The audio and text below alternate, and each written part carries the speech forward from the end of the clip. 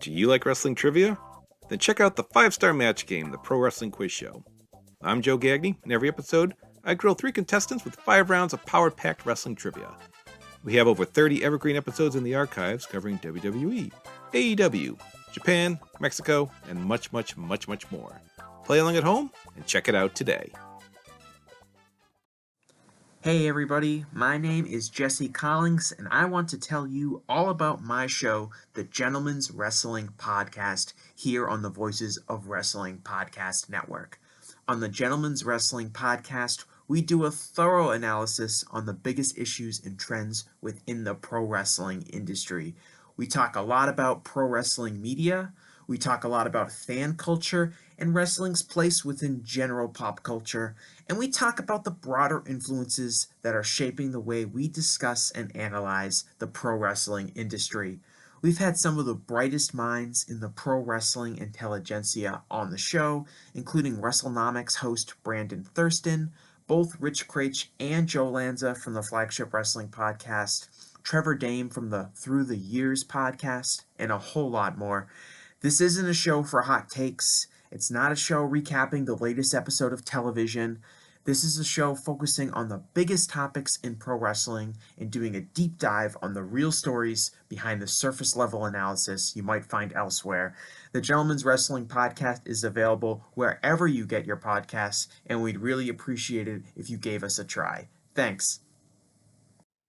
This podcast is a member of the Voices of Wrestling Podcasting Network. Visit voicesofwrestling.com to hear the rest of our great podcasts, as well as show reviews, columns, opinions, and updates across the world of wrestling.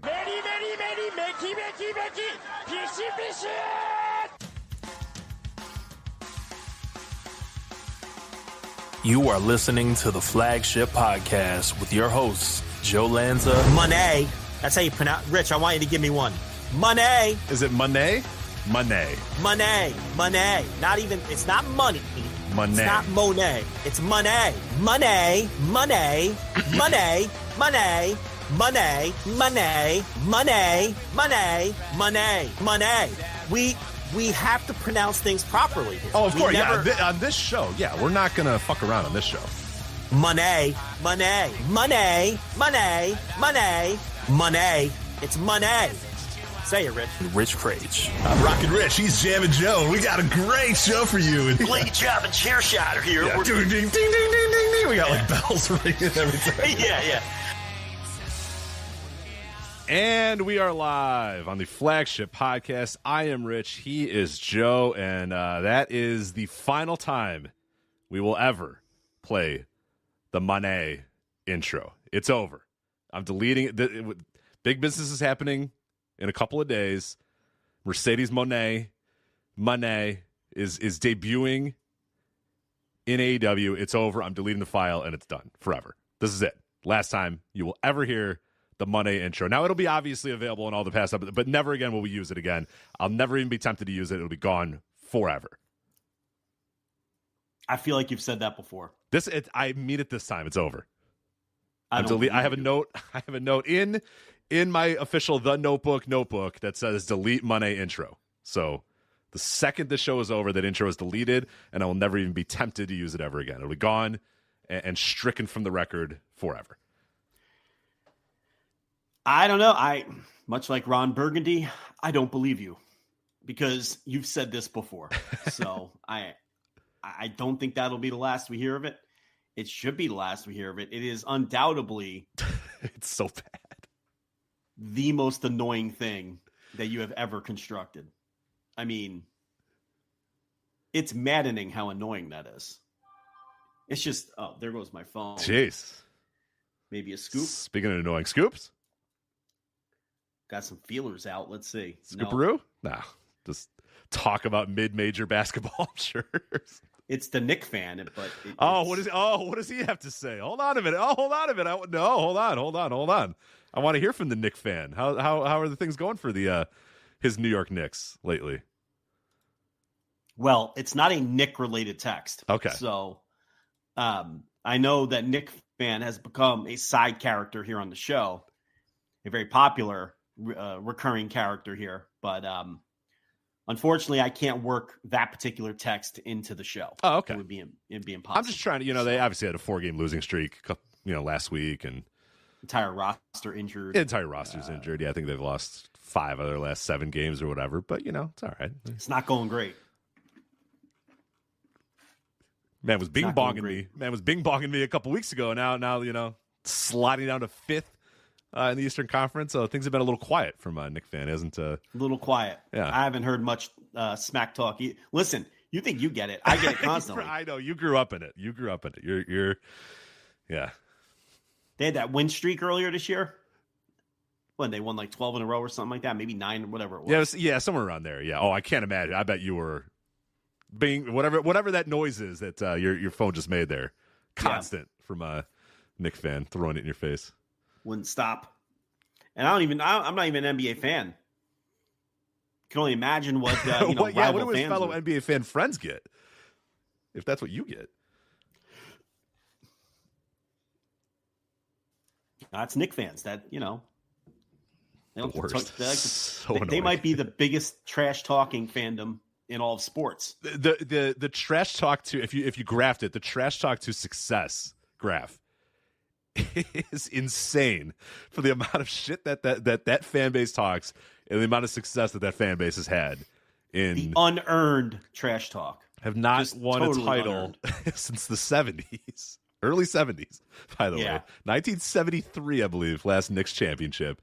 Have made it to the finals a couple of times since then and are pretty much not a factor most seasons. But they talk like they're the Lakers, they're the Celtics, that they're in that realm. You know what I mean? Lakers, Celtics, like 90s Bulls, like they're in that realm. And it's like you're just not. You haven't been in a very long time.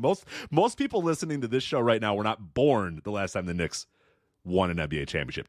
There are probably people listening to the show right now that weren't born the last time the Knicks were in the NBA Finals. 1999?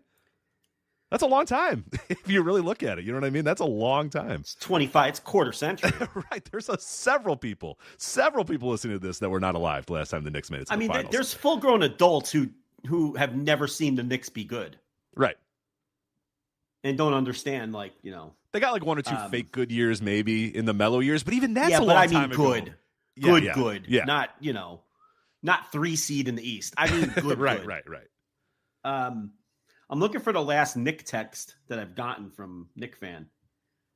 When did Brunson get hurt? On Sunday? He got hurt last Sunday. Yeah. Well, this would line up. I got this text, which I didn't respond to. And I quote, "I'm absolutely snake bitten with these teams. I swear I'm so tired of the injuries in every sport. It's an absolute joke." End quote. That had to be Brunson. Yeah, that lines up. Was it Sunday? Sunday, 6:16 p.m. Yeah, that's exactly when he was hobbling off the court. So, yeah. Well, there you go. Haven't heard anything about the Knicks since. I will give it up though. As cocky as they are and as arrogant as they are, when things go bad, man, they're more than willing to give it to the Knicks too. You know what I mean? They're just as willing to be angry and annoyed and like they're not going to like ride the wave of optimism after Brunson got hurt. They're not going to be like, "Oh, it's okay. The guys will step up." They're like, "Ah, it's fucking over. Fuck, it's over." Yeah, they know. They know. That's good. True. I appreciate that about them. Yeah. Yeah. There's a realism. Yeah. There's no glass half full with that fan base. No. Yeah. It's either full or it's fucking empty. Right. It's nothing in between. No in between. And I do appreciate that. As a Chicago Bulls fan, we tend to go into the same wild swings as well. I tend to be mostly glass empty.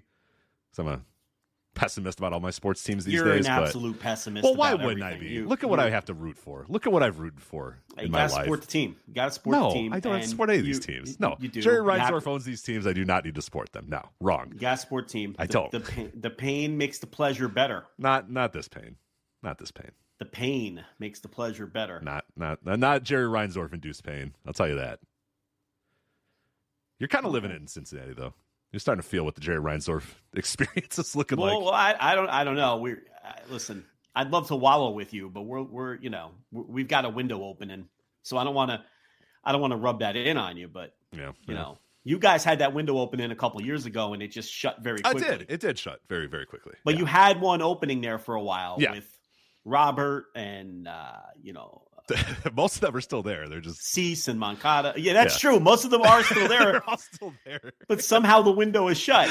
That's a good point. Because all the guys around them are gone, and those guys are not as good as we thought we were. Robert is good, but obviously, and Cease is good tremendous. too. Yeah. And Cease is good too, but he'll be off the team at the first chance they have. And Moncada is terrible and always hurt. And Tim Anderson is a Marlin, I think. And all the old pitchers are gone.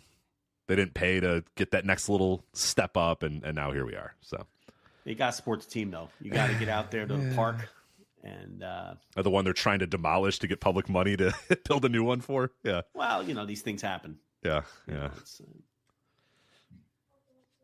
Anyway, that's not why you called. We got a lot of wrestling news to get into this week as well. We're going to talk about the latest in AEW. A lot of stuff going on in the world of AEW. Not, Money coming. We're going to talk about that. Preview Big Business coming up next week, next week's AEW Dynamite, which we will be doing an instant reaction live for. So if you are on the $10 tier, you are going to get instant reaction live for AEW Dynamite Big Business. If you're a freeloader listening to this podcast for free and you want to hear us review AEW Dynamite Big Business immediately after the show next week, you're going to want to get on that instant reaction live $10 tier at flagship.patreon.com. So we're going to preview that show, talk about a very, very newsworthy episode of Dynamite, Okada's debut, Will Ospreay's very amazing 6 or 7 days. I forget how long he's officially been in AEW, but it's been quite the week for Will Ospreay. News and notes about Kevin Kelly and what's going on with that situation. A little bit of breakdown of the ratings of AEW Dynamite, a kind of a surprising rating from this week's Dynamite. We'll get to all that here in a little bit.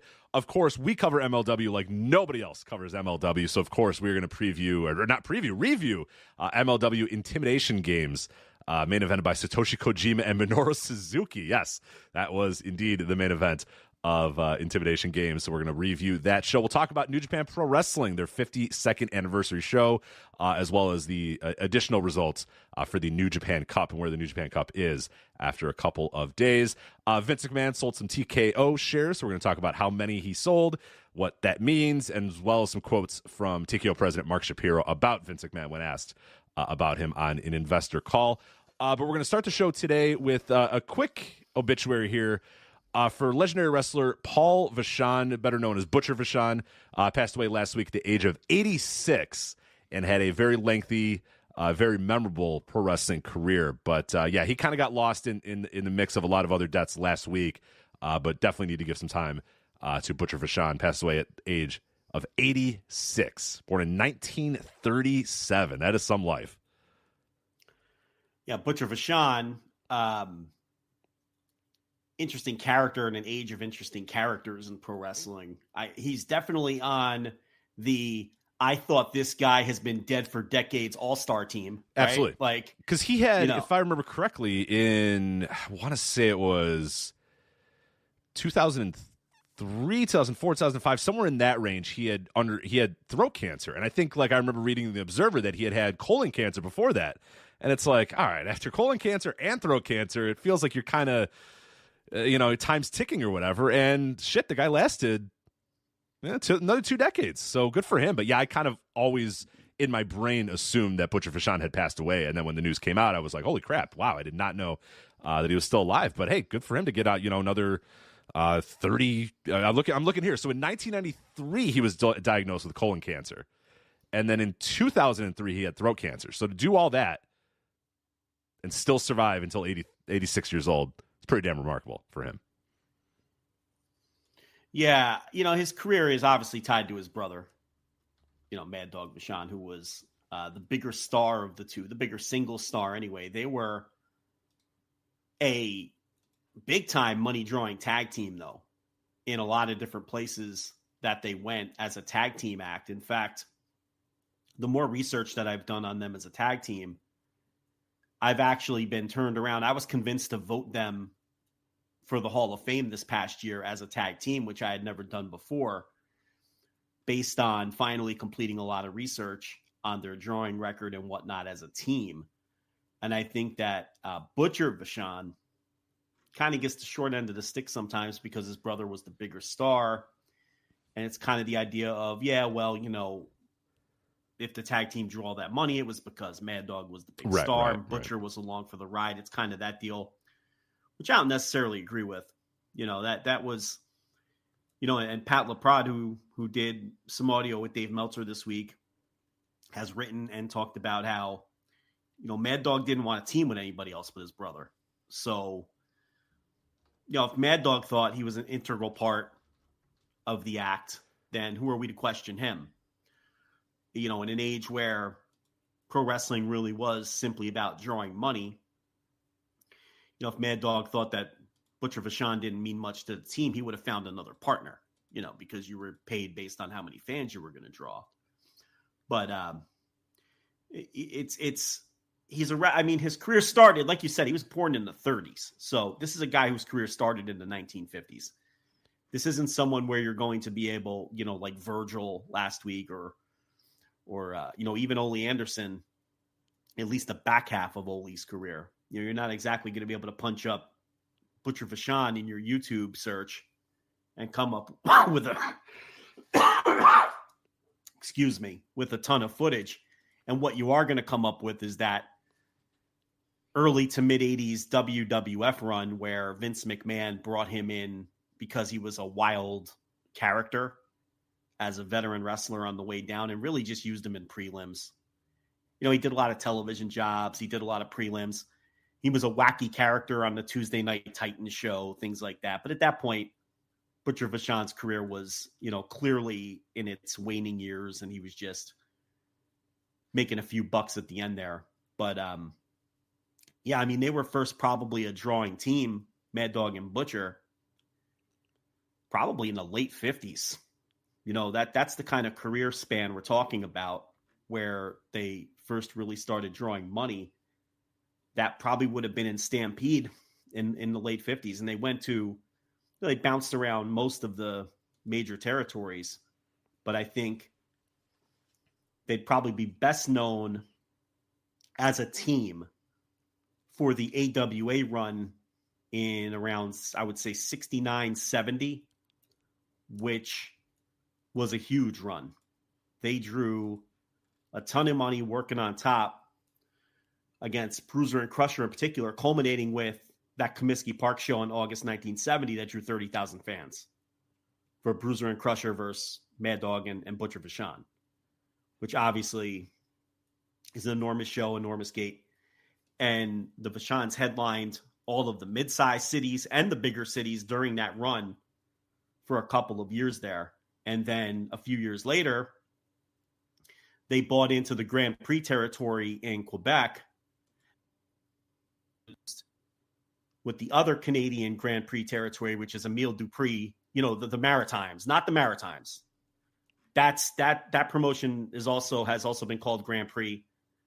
This was the Grand Prix promotion in Quebec that went head-to-head with Johnny Rougeau's promotion. Mm-hmm. And they had that promotional war for a few years there in the early 70s. So the Vachons bought in as promoters, and they had another huge money-drawing run as a team during those years, probably around 71 to 73, in Quebec City.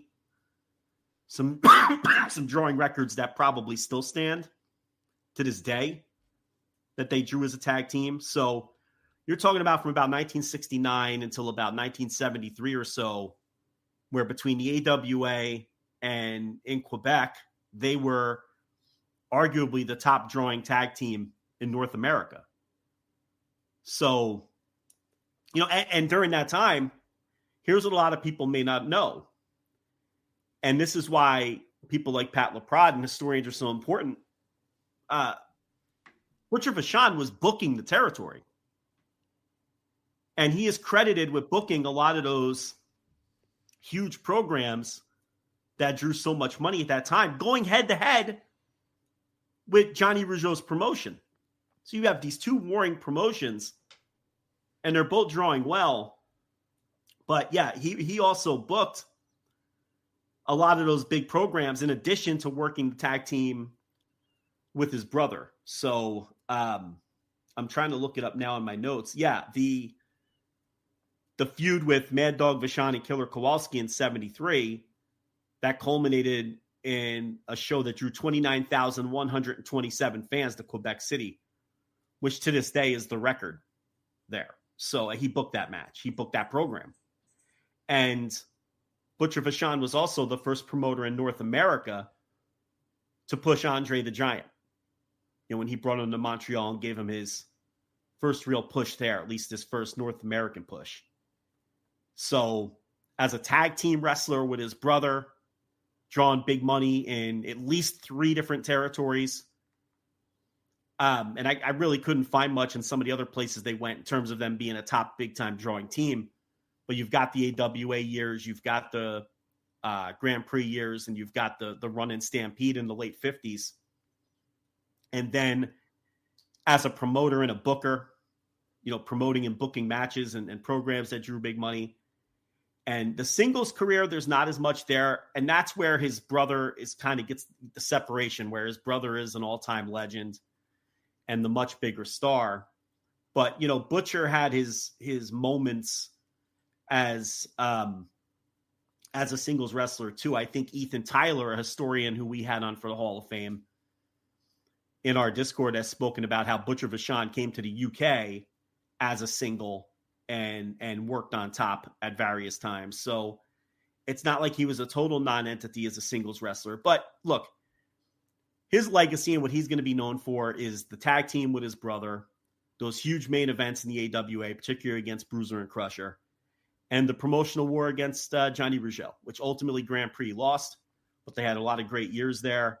And also as the father of Luna Vachon. Yeah, which is kind of a crazy story if people don't know how that all came to be. And I only recently learned about this story as well. I just kind of assumed Luna Vachon, daughter of one of the Vachons. Growing up, I just assumed that she was just a daughter of one of the Vachons, and that was what it was. But she's an adopted daughter, actually. So what happened was, and again, a very wild story how this all came to be. She was born, I forget what her actual name was, but that wasn't at all what she was. I think she was born in Georgia, Atlanta, or something like that. And she was at a hotel with her mother. I think her father committed suicide some years prior to this. Then they were staying at a hotel, and the hotel caught fire. And it's like, I think Luna's mom then was there and was upset, and Butcher Vachon was kind of just like at the hotel as well, and kind of consoling her and trying to be as nice as he could to her and Luna. And then they ended up marrying. They ended up marrying that woman because there was a fire at that hotel that very night, and then adopted Luna and raised her like she was her daughter or whatever. And even after, I think they eventually did get divorced, and Butcher still raised Luna as like her actual father, like, because he had adopted her. So then, yeah, it was still kind of raising her like a daughter and raising her in the wrestling business, which she wanted to get involved in, and all that sort of stuff. So that always blew my mind, because I just kind of assumed it was maybe just a daughter, and never knew the story of the adoption or the story of how he met her mother and ended up getting married, and how she got adopted or whatever. But yeah, probably famous as well for that. Yeah. So, and I think his legacy gets tainted a little bit because a lot of his singles runs were as an underneath guy or a prelim guy, or later on when he was older, kind of used for comedy purposes, especially, like I said, with that WWF run in the mid 80s, right when the Hulkamania era was getting going, where I think a lot of fans, that may have been their only exposure to him. Yeah, as an older guy. That's mostly when I saw him, and that's not a great representation of what he was. No, but the thing is, it's not like there's tons and tons of footage out there of him in his prime either. I mean, there's again, this guy was born in the 1930s, so you're not going to find a bunch of you're not going to find reels and reels of footage of prime Vachon brother tag team matches. And I don't have any reason to believe that he was any kind of super worker or anything like that, just based on what I have seen of him and just knowing the style of the places he worked and that sort of thing. But, definitely someone who was a memorable figure and a legendary figure with his brother in certain parts of North America for sure, where there's probably still older fans who would, remember the Vachons and Mad Dog and Butcher Vachon for sure, in some of those AWA cities and in Quebec. And someone who, the more I have studied, I am convinced that that's a Hall of Fame level tag team. I mean, you'd be hard pressed to find many tag teams from their era or really any other era that have their drawing record. And that you're not looking at a ton of longevity. It's a couple years in the AWA. It's a couple years in Quebec, and maybe a year or two, a year here, a year there, and some other places. But for those short blips, they drew a shit ton of money. And as we talk about all the time with tag teams, it's for tag teams, it's that's not unusual. Tag team, this idea that, teams like Mark and Jay Briscoe or the Rock and Roll Express or teams like that who team together for 20 years is exceedingly rare. Oh yeah. We're living in an era. I think a lot of new fans might think that this is the norm, is that guys team with the same guy forever and ever and ever. We have the Young Bucks right now. We have the Briscoes. We have, Usos. The Usos, like that's a newer phenomenon. You know what I mean? Like the Rock and Roll Express is one of the lone exceptions, but we always talk about the Midnight Express. Midnight Express is a bunch of different guys. You know what I mean? Because it was like moving guys in and out, moving guys here and there. Like, the legacy of that team is obviously, it's notwithstanding or whatever, but yeah, it's very rare because usually it was a tag team's together for one certain program, or the tag team was together until one guy was clearly ready to be a main event star or whatever. Rarely ever did a tag team just stay together for a decade or 2 decades or whatever. We're living in a very rare era where that is actually the case with several teams, several brother teams and stuff like that. Well, it's the nature of the business too, because again, it was all about drawing money. So if a team came into a territory and were hot for a year or two and then cooled off and they weren't drawing money anymore, they'd break the team up. Or, or one guy would leave the territory and the other guy would stay. Or in a lot of cases with tag teams, it was obvious that one guy was cut out to be a star and the other one wasn't. Right. So, that would happen too. So it was just different. Now, the business is different in that with American television wrestling today, you're not really counting on, you've got, first of all, your TV contract is where you're drawing your money. And, you might have top stars that you value as top stars, but the rest of your card, they're just there to fill out the card and be entertaining. And you hope that people catch on and can move up. But what's the incentive to break up, I don't know, the New Day or something, if they're past their peak of popularity? It's not the same as it used to be. If it were 1973, they would split those guys up, or those guys would want to split up. Those guys would want to split up and see if they could draw some money or go to different territories or do that sort of stuff. They wouldn't just be fine being a mid-card team for a decade. There's no point in being a mid-card team for a decade. Yeah, they'd go to the promoter and they'd say, we slid down the card here and we're not making as much money, so let's do something different. Whereas today, with guaranteed contracts and everything else, you're less incentivized to think that way. So that's probably the primary reason why tag teams stick together longer, because now it's you're not getting paid off the gates or anything like that. It's self-preservation. You just want to keep your spot on the roster and keep your contract and get another contract. And sometimes the best way to do that is to be part of a popular mid-card tag team that fans like and sell some t-shirts. And it's almost a negative now to get your tag team broken up, because then it's like, oh shit, now it's the unknown. I don't, am I going to get pushed? Are they going to keep me around? Are they going to see value in me as a single? There's almost safety in staying in the tag team.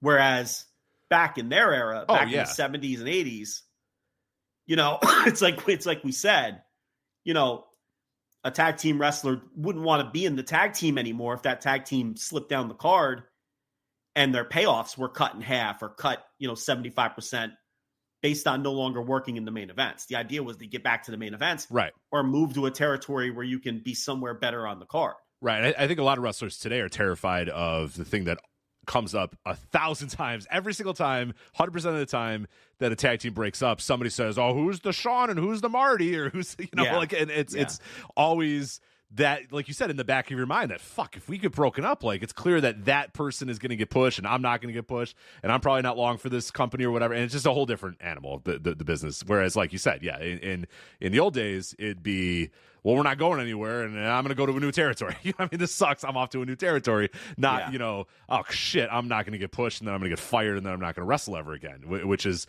a realistic possibility that can happen if your tag team breaks up. Whereas in those days, it was like, all right, we're not making money anymore. I'm going to go to Florida, see if I can make some money there or whatever, or you made money and you stayed around for a little bit and stayed around for a while. But yeah, it's a very, very rare thing. But I do think that it's pretty awesome that Mad Dog, always said that he would never want to team with anybody but Butcher, and having watched those guys together, it's hard to imagine them teaming with anybody else either. It's really hard to imagine Mad Dog just teaming with like insert random dude here. You know what I mean? Like it just wouldn't have felt right. It's like the Bushwhackers. You know what I mean? It's just it always felt right with those two. It would have been really weird if another guy just kind of swooped in and they teamed for 10 years or whatever after. Yeah. So. That's Paul Butcher Vachon, who I could have swore has been dead for many, many years, but in fact was alive until a couple of days ago. So anything else on Butcher Vachon? Nothing else. Yeah, again, 86, passed away on February 29th, 2024, at age 86, Paul Butcher Vachon. So, all right, let's get into AEW. A lot of news and notes in the world of AEW. Obviously, as I mentioned at the top of the show, we did Instant Reaction Live for AEW Revolution Sunday, immediately after the show. So we are not going to review that show on this particular episode of the Flagship Podcast. If you do want to go and listen to a detailed review, I think we went 2+ hours on Sunday night. That is available. Instant Reaction Live, flagshippatreon.com on the $10 tier. But we do want to talk a little bit about the fallout of Revolution and a little bit of what sort of happened, highlights from Tony Khan's post pay-per-view presser. I'd say injury-wise, the top story, I guess, would probably be Darby Allin, who needed 12 stitches, and that's it, and seemed pretty good to go. I mean, he's got, obviously, a bandage on Dynamite. You saw it there, but no major injuries, no horrible hospital stays for him. He didn't need a blood transfusion or whatever. He was fine, 12 stitches. He's good to go. He'll be wrestling on Big Business, and then at the end of the month, going to climb Mount Everest. So he kind of escaped, I guess, and it seemed like a pretty, and AEW had, a PR report out there a little bit that, we're working with stunt coordinators and all that sort of stuff, and it's like, I hate that they feel they have to do that, but fine, people need it, so whatever. You know what, they probably shouldn't do it, and I don't think people need it. I think this is a clear situation where it's whatever you want to call it, concern trolling, pearl clutching, bad faith criticism is exactly what this is. Okay, what happened here with Darby is he did an extremely cool spot that got over with the fans in the building and with AEW fans.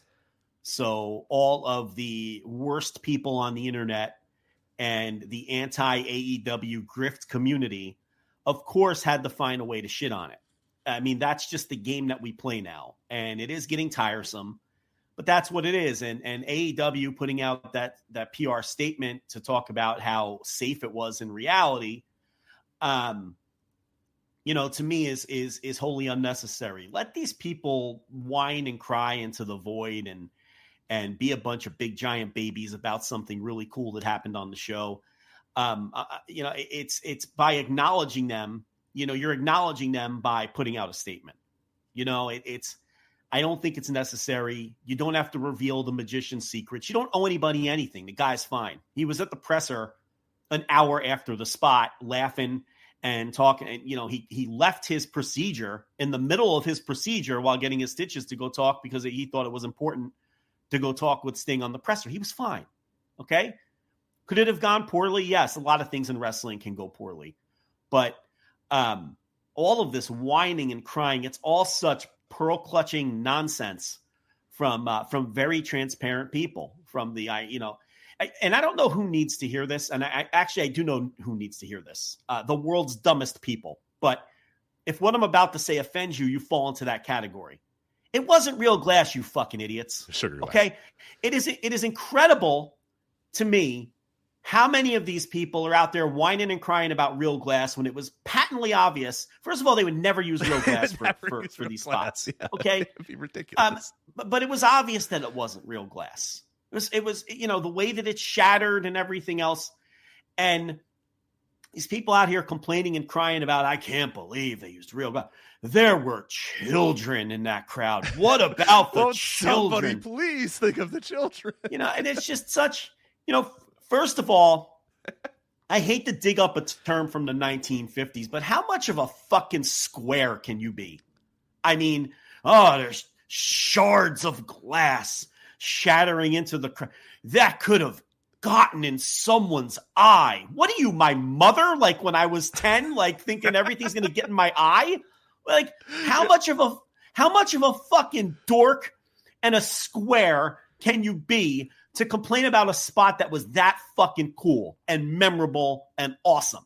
I mean, seriously, because a little bit of sugar glass went spraying into the crowd, which, by the way, anybody who was sitting, near this sugar got themselves a nice little souvenir to take home. I think that's cool as fuck for those fans that were sitting there, and Rich, none of it is genuine. That's the thing. It's pearl clutching, concern trolling nonsense. And we have to stop acknowledging it.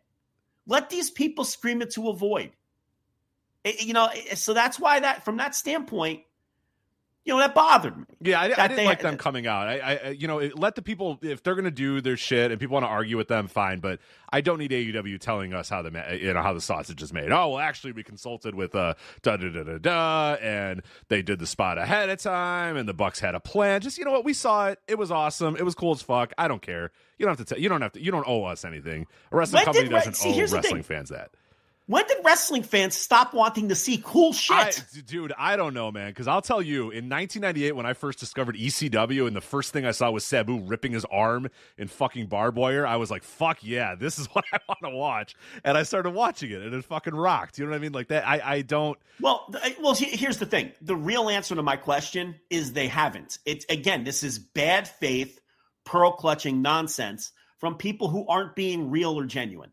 It's this tribalism out of control is all that it is, because you're not seeing people who enjoy AEW make these complaints. That's not who it is. I will say, I think there are more fans than you probably think these days who are, because there's always this growing thing too now where like a move happens and it's like, oh, I love how they protected wrestler Y so much when they took this move. And then, when wrestler X, got thrown in a kind of a weird way, that wrestler Y checked on them right away. That's really cool and it's awesome. I'm like, that fucking no, I don't care. It doesn't. I want to see them. I want the sense of danger. I want the sense of struggle. I want the sense that, oh my God, what I'm watching is hurting these people. I want to believe that these people are being hurt. That's what the game is all about. That's what the simulated sport's all about. And I think you're actually like. I agree that there's a large percentage that are just there to concern troll and get likes on Twitter and that sort of stuff. But I do think there is a segment of fans who, again, approach this wrestling as if it is theatrical, that it is a play, and that it is this sort of stuff where you and I and a lot of the people listening to this think of it as a brutal simulated sport. And that's what we want out of it. We want the idea that these men are being put into danger. These men and women are hurting themselves or getting to the brim of hurting themselves, whatever it may be. Whereas a lot of people think they're just watching a play. And they're just watching, they literally, in some cases, literally watching a play on SmackDown every single week. But that, you know what I mean? Like, I think there's a lot of fans that approach it that way, as opposed to the way that we want danger and a sense of pain and struggle and injury and that sort of stuff, which to me is what wrestling is all about. Well, I mean, I guess to a degree I agree with that, but I think it's also your Jim Cornettes of the world who are constantly railing on. Forget him. But here's the thing: you cannot so many people forget don't him. Forget him. I know too many people don't forget him. Yes, that's my point. He's hugely influential, whether you like it or not, and he's been screaming about this company being a mud show and indie shit and unsafe and all of this, and it undoubtedly carries influence, because then the people who sort of the lower level grift brigade, like the Twitter engagement accounts, they parrot the things that Cornette and some of these other people say, and then it is influential. I mean, it just is, and then it becomes a talking point. and it becomes a narrative that one company is unsafe and puts all of their people in danger, and the other company is professional and is safe and no one's ever in. And it just, right, even though they're all tearing their point. ACLs left and right, and there's the injury list, the fucking match unit in WWE is enormous. But sure, okay, yeah, the same. AEW undoubtedly gives far more leeway to their wrestlers to do more dangerous things. There's no doubt about that. But so what? Wrestling's dangerous, man. Wrestling's dangerous. The second you step in, I don't know when fans became such fucking nerds. Yeah, that's it. Yeah. And I do think the anti Tony Khan grift has a lot to do with that. And we can't just keep saying, oh, well, forget Jim Cornette. Well, no, I truly believe that Jim Cornette and this new legion of negativity, I believe it affects AEW's business. I really do. I think the bad guys are winning here. Oh, for sure. I know people in real life who used to watch AEW now don't, and just listen to Cornette, and I know they do because when they talk to me about it, they're just spitting out Cornette-isms and stuff, and it's like, okay, and I'll know exactly what Cornette's bringing up because I'll hear from those people, and they'll say, oh yeah, I don't understand what's going on, and these CMLL guys, and and then people will say, yeah, Cornette's bitching about this, and like it's like word for word some weeks that I hear, and it's just like, yeah, I was like, man, what happened to you? This person that I'm talking, one of these guys that I'm talking to used to send me Ring of Honor DVDs like in the mail, like he used to be one of those fans, and now he's like, these CMLL guys, I don't really understand them. I don't understand why I'm supposed to like them. Well, or whatever. I'm like, what happened to you, man? Come on. The thing about it is, we take a lot of victory laps here, and we do a lot of bits about how right we are all the time. There's one thing since we've been doing this show that I was so wrong about, and I've never been more wrong in my life when it's come to a wrestling take or a wrestling opinion. Then I truly believed that wrestling fans in great numbers in the majority wanted a true alternative to enter the Major League Pro Wrestling space in America. And I was dead wrong about that. Wrestling fans en masse never wanted that. All they wanted was for WWE, the promotion that they grew up on, to be better. That's what they really wanted. Or they wanted a WWE that was run by somebody other than Vince McMahon. Other than Vince, yeah, which is essentially the same point when you really boil it down. But, and these people, for whatever reason, and, led by their cheerleaders like Cornette and Bischoff and Raj Giri and all of these corny engagement Twitter accounts, these people, no matter what they say, they abhor the idea that AEW even exists. They can't stand it. They can't stand it exists, and that there are fans who prefer it, and that there are people who think it's a better version of pro wrestling than what WWE presents. They hate that.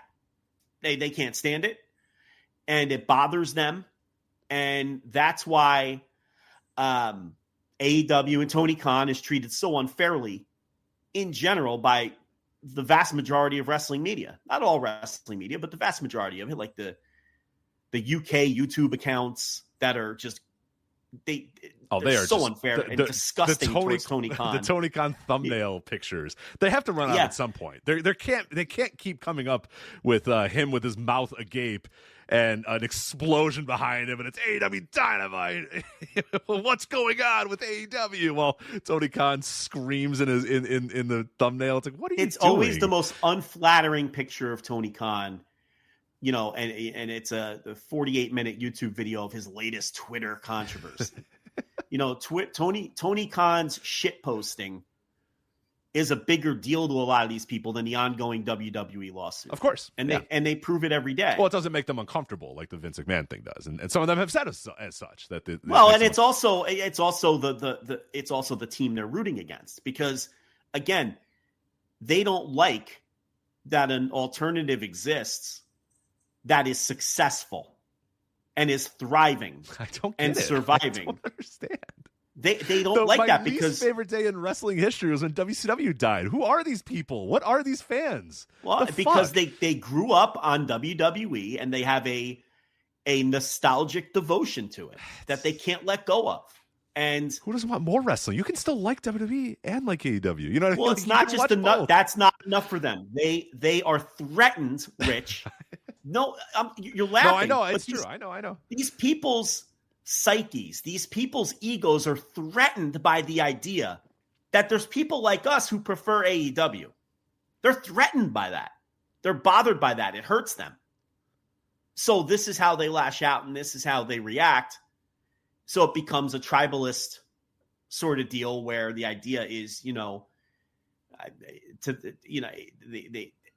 WWE not only has to be the market leader and the superior product, but it has to be the only one that exists or they can't live with themselves. I mean, that's what motivates a lot of these people, which is why you hear a lot of this stuff that AEW is dying. And, a lot of that is pushed forward by Bischoff, who knows full well it's not dying, by the way.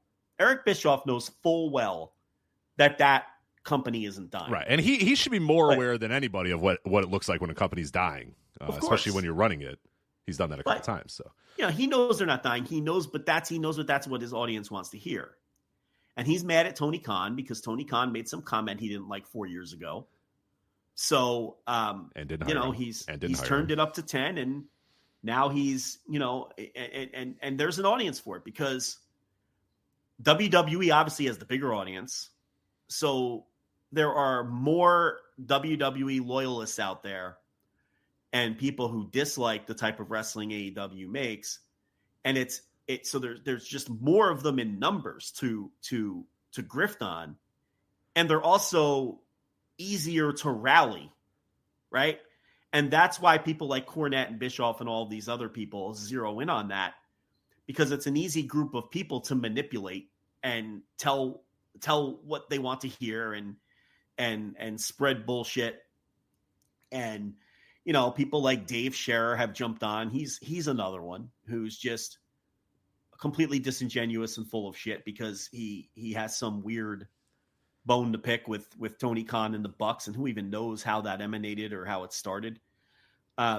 Rich, I don't know if you saw this, but this was posted by Dave Scherer on PW Insider. I did see this. About an hour before our show. It's so utterly ridiculous. People strap in. It's one of these things that should be like a career ender for how dumb it is.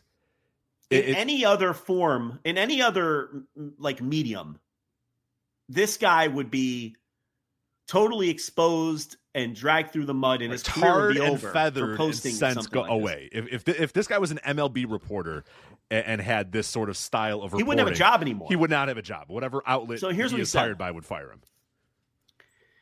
And I quote, as reported earlier, the headline is Okada's debut does the second highest quarter hour of the evening for Dynamite. Oh, great. Here's what he wrote. As reported earlier, the season debut of Dynamite saw a 5% drop from the previous week. According to WrestleNomics, the show started with 930,000 overnight viewers before dropping to 785,000 in quarter two and stayed in that area for the next half hour. The 9 o'clock hour quarter, which featured the debut of Kazuchika Okada, did the second highest number of the night at 865,000 viewers. They lost 139,000 of those people the next quarter. End article. Now, on the surface... Yeah, you're like, hey, that sounds... he's putting over Okada. He's talking about... Hey, good for Okada, right? Facts. Like it's all facts there. Like nothing but facts. The segment that Okada was in gained viewers, and when that segment was over, it lost viewers, and that it was one of the best quarters of the entire night. So, yeah, the segment with Okada in it. It's great. Yeah, all factual. So here's what's happening here. Dave Scherer hates the Young Bucks. We all know this. He's made it clear. Kazuchika Okada, as you know, was not advertised for the show. Nobody knew he was going to be on the show. The segment he's talking about at the top of the hour was, we were told before the commercial break that the Young Bucks were going to come out and make their special announcements at the top of the hour. The Young Bucks drew this number. Okada wasn't even advertised. It's a surprise. So this shows you It now also what this tells featured you. the Young Bucks. Like at no point does he say the segment with Okada He never and mentions the Young Bucks. No. Not a mention of the Young Bucks. Here's what whatsoever. he's doing. I'm going to explain to everybody what he's doing. Okay. Is he just an insane person who doesn't understand that Okada wasn't even advertised and it was actually the Bucks segment that was hyped? No, he knows full well that that's what it was. Dave Scherer knows that the Young Bucks drew that number. He's well aware of that. What he's doing is spreading his anti-Bucks agenda, propaganda, whatever you want to call it, by framing it in a way that it was Okada that drew the number, so that there's no chance that his readership even think about the idea that it could have been the Bucks that should get the credit here, when very clearly they should, since they were the one advertised. They were the ones that we were told were coming up after the break. And they carried most of that segment, too. They were hyping. Yeah, and they hyped the segment the entire show. Right. Okay? And again, nobody knew. Okada was not advertised. There were some, insider reports that he might debut on this show. No one knew what segment or what. And it wasn't, the point is it wasn't advertised by the company. Okay? Scherer knows this. And this is how you know he's completely full of shit. They all are. He knew the Bucks drew the number. So what he has to do is go on the offensive and convince his dumb audience that it was Okada that drew the number. And you might be saying, well, this is preposterous. It's absolutely absurd. But it's not. But it's reality. Here's the thing. It's the reality we live works, in right now. Rich. Yeah. People buy it. It works. He will push that narrative. And because a lot of his audience and the people who will see this and talk about it want to believe that the Young Bucks aren't stars and AEW is dying and this, this Buck heel or isn't, or whatever the case may be, it's easy to sell this type of shit. It's easy to sell this propaganda to an audience that wants to buy it. And that is the Eric Bischoff, Jim Cornette, Dave Scherer model in a nutshell. That report by Dave Scherer that doesn't mention the Young Bucks once by design.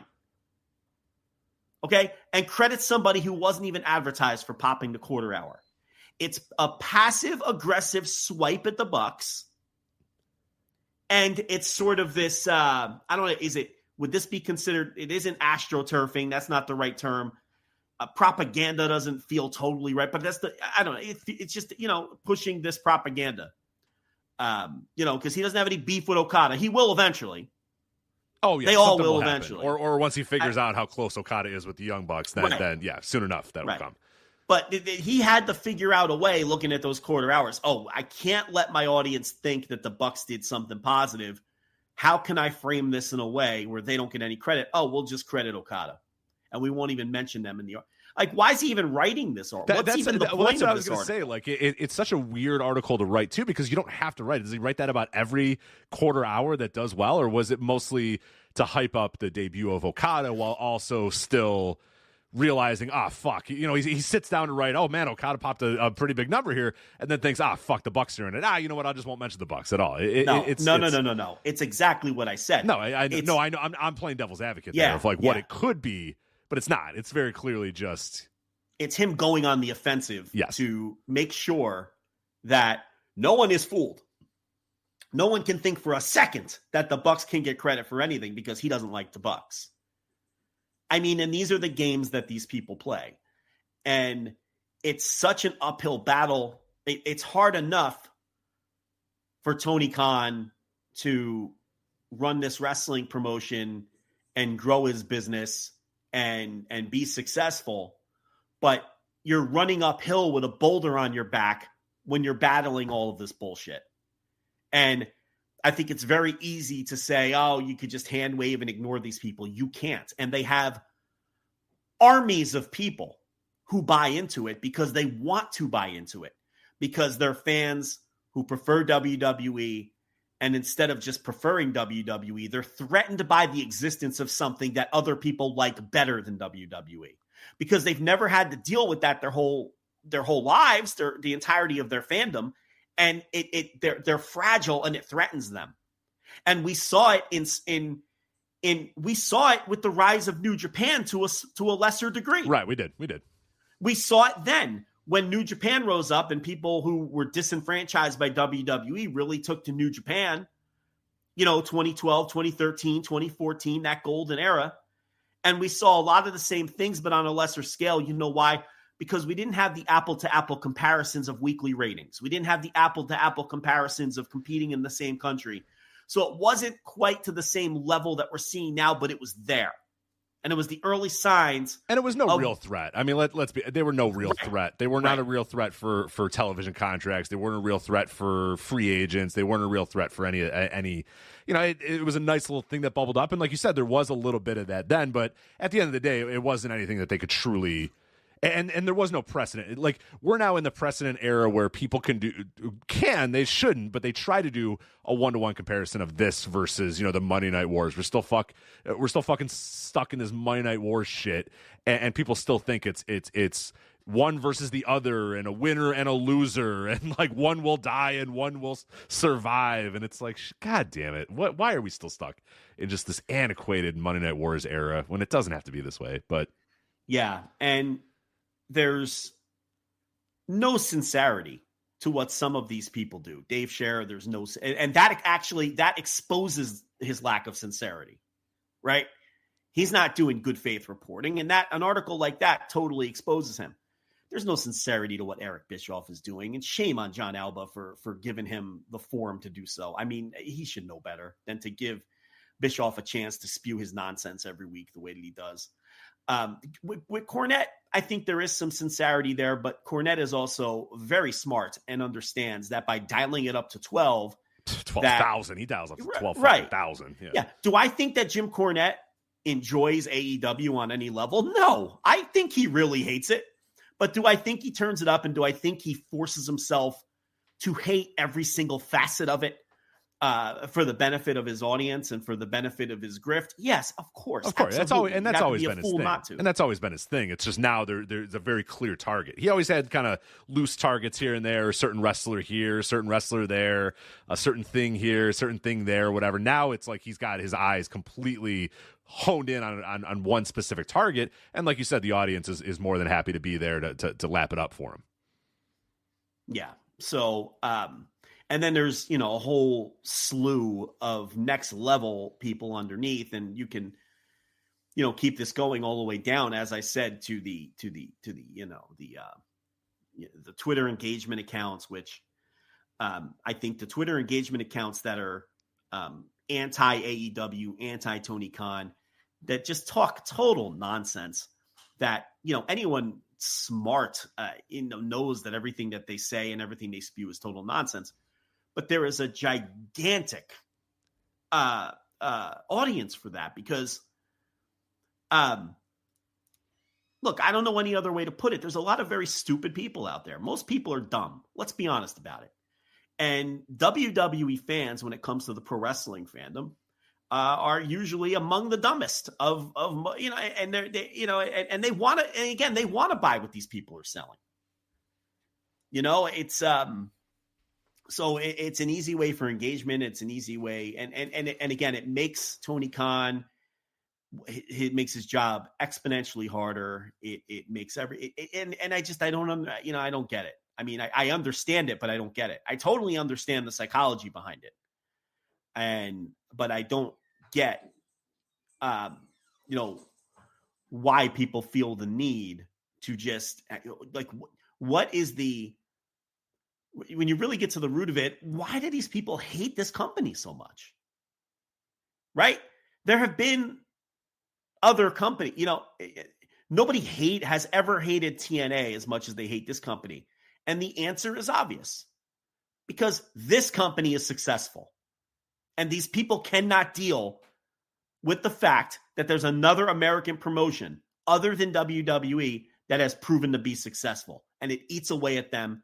So they have to try to sell the idea that it's not successful.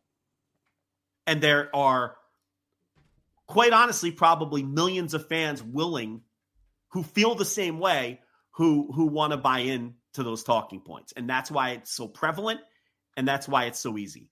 TNA was never really successful and never even anything close to a threat.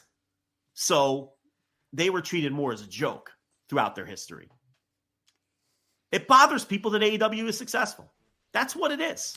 I don't. Isn't it weird that bothers people? I don't understand a world where you would not want competition in wrestling. Like I guess it's like you said, it's the unfamiliar, it's the weird, it's the unknown, and you know, I was lucky enough to grow up in a world where there was two major American wrestling promotions, and ECW was out there too, really three at a certain point. I mean, ECW was on pay-per-view. I mean, shit, pay-per-view providers basically had a wrestling pay-per-view 3 out of 4 3 weeks out of every month. You know what I mean? There was a wrestling pay-per-view that could air, and on national TV there was shows all over the place, and there was all these different things that you could do, you know, to watch and consume wrestling. And it like, I'm lucky I grew up in that era, and I guess I guess I don't know if I take it for granted as much as I guess I just feel bad for people that didn't live in that era and think that that's bad or unfamiliar or not good, or it's I mean, this is the best thing for wrestling. If in my dream world there'd be another company. Yeah, TNA I know. would have all that money too. I wish there was a third one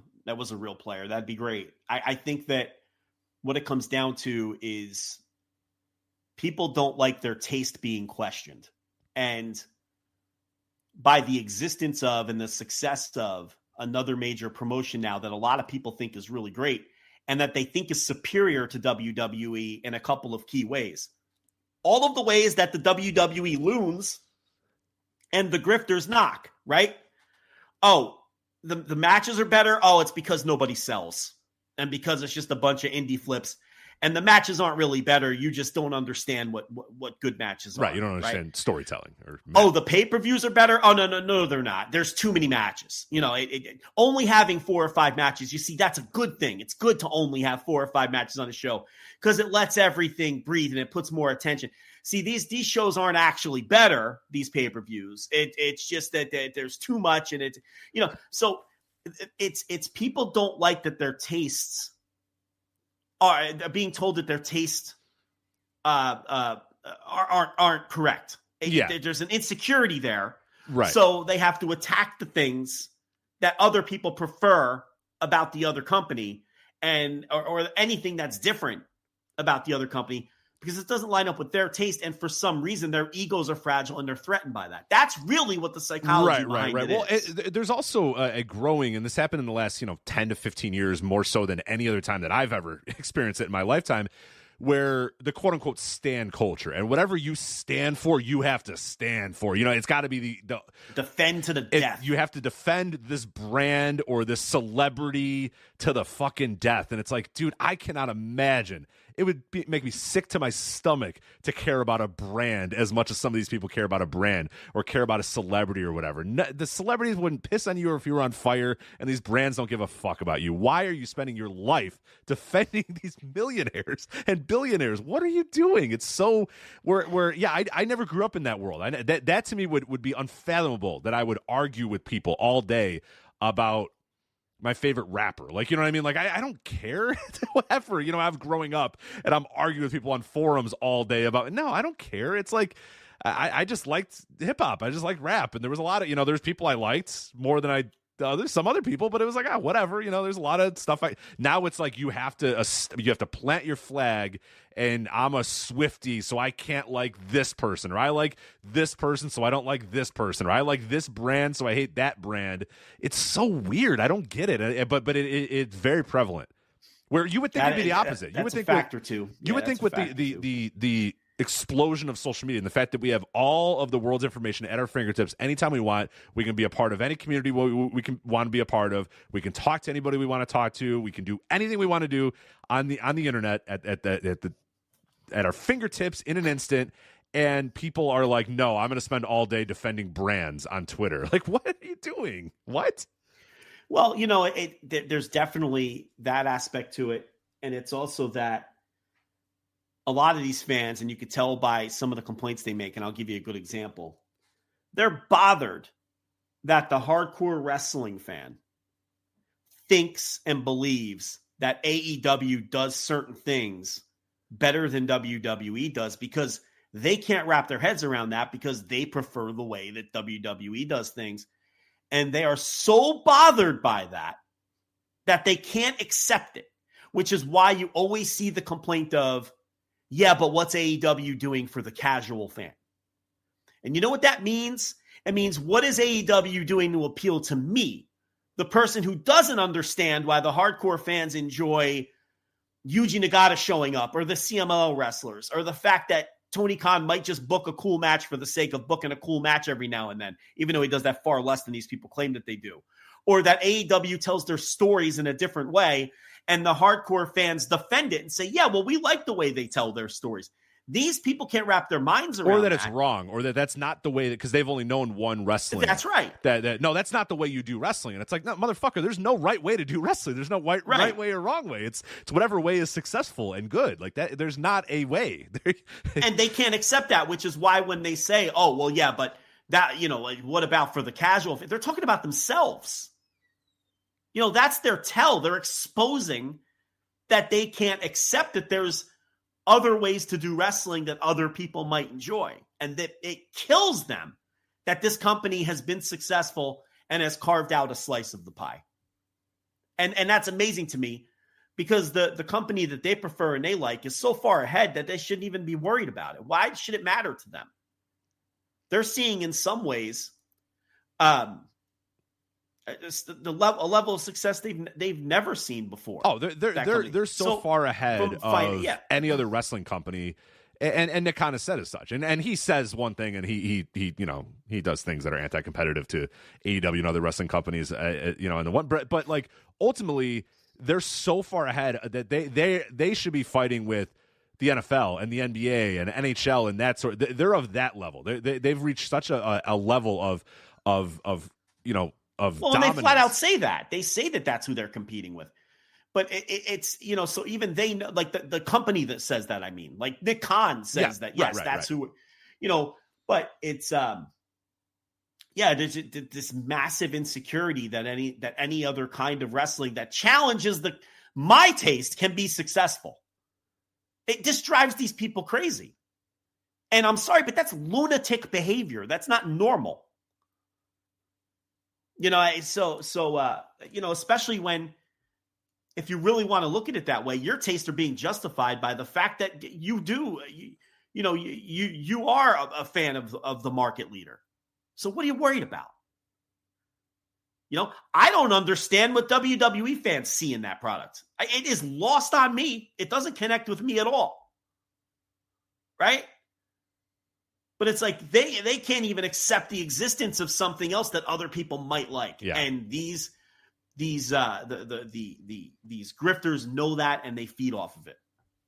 And there's some people who just dislike Tony Khan so much. I mean, maybe because I notice a lot of people inside the business who are at the indie level or certain indie promoters. Yeah, it's insane jealousy. It's so many that he skipped exactly the line. He skipped the line due right. to his wealth, and that he skipped the line due to his wealth, which he did. But he's getting the job done, and also a lot of people who probably had delusions that he'd hire him and never did. Right. Whether that's people who work in wrestling or wrestlers themselves, and this was their golden opportunity. It hasn't come for them. It's obvious it's not going to come for them. So, and there's that piece of it too. But anyway, I think that's kind of the psychology behind this utter nonsense with, complaining that think of the children and, oh my gosh, people in the front row may have been sprayed with some sugar glass. Oh no. Yeah. What, just, it's so heinous. And it's just all rooted in utter fucking nonsense. That's all. So, and splintering off of that, and I guess one of the other pieces of fallout here is we're doing a whole nother round of Will Ospreay doesn't know how to sell, except this time it's coming it's like a throwback. It's like it's back in the Ricochet, where it feels like we're back in those days. 2015 all over again. But that's the here's Super the Juniors 2015 or 2016, whatever it was. Yeah, we're back. The difference is now it's not coming from people who just maybe have a stricter definition of what they enjoy in their pro wrestling, and it's criticism coming at least from a place of good faith. Now it's coming from the world's dumbest people who were just the reason we're doing another round of Will Ospreay can't sell is very similar to the psychology behind shitting on the Darby Allin spot. Something really cool happened in AEW. Something cool and exciting that's threatening to you happened, and now, right? Yeah, with the Darby spot, and that's also happening with Will Ospreay, who comes out of the gates firing with 2 incredible matches that a lot of people really enjoyed and thought were awesome and incredible, and he's a burgeoning possible new star about to break out, who gets a lot of praise for being, the best wrestler in the world and all these sorts of things. And again, so because something cool is happening and it's happening, in the wrong company, these people have to find a way to shit on it. And the path that they have taken is Will Ospreay doesn't know how to sell, and he's not good. And again, that's also being pushed forward, by your Cornette types and whatnot. But it's a whole nother round of that. Just when it had almost died off completely. And sure, there's still some people out there who don't appreciate Ospreay's work, and no one's ever going to be universal. There's very few wrestlers ever that have been just universal. Yep, that guy's great.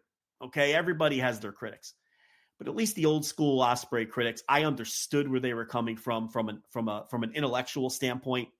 Okay, even if I didn't agree with them, even if I don't believe that a limb should be sold like a shotgun blew it off, and some people need that to enjoy their wrestling. Okay, at least I understand where you're coming from.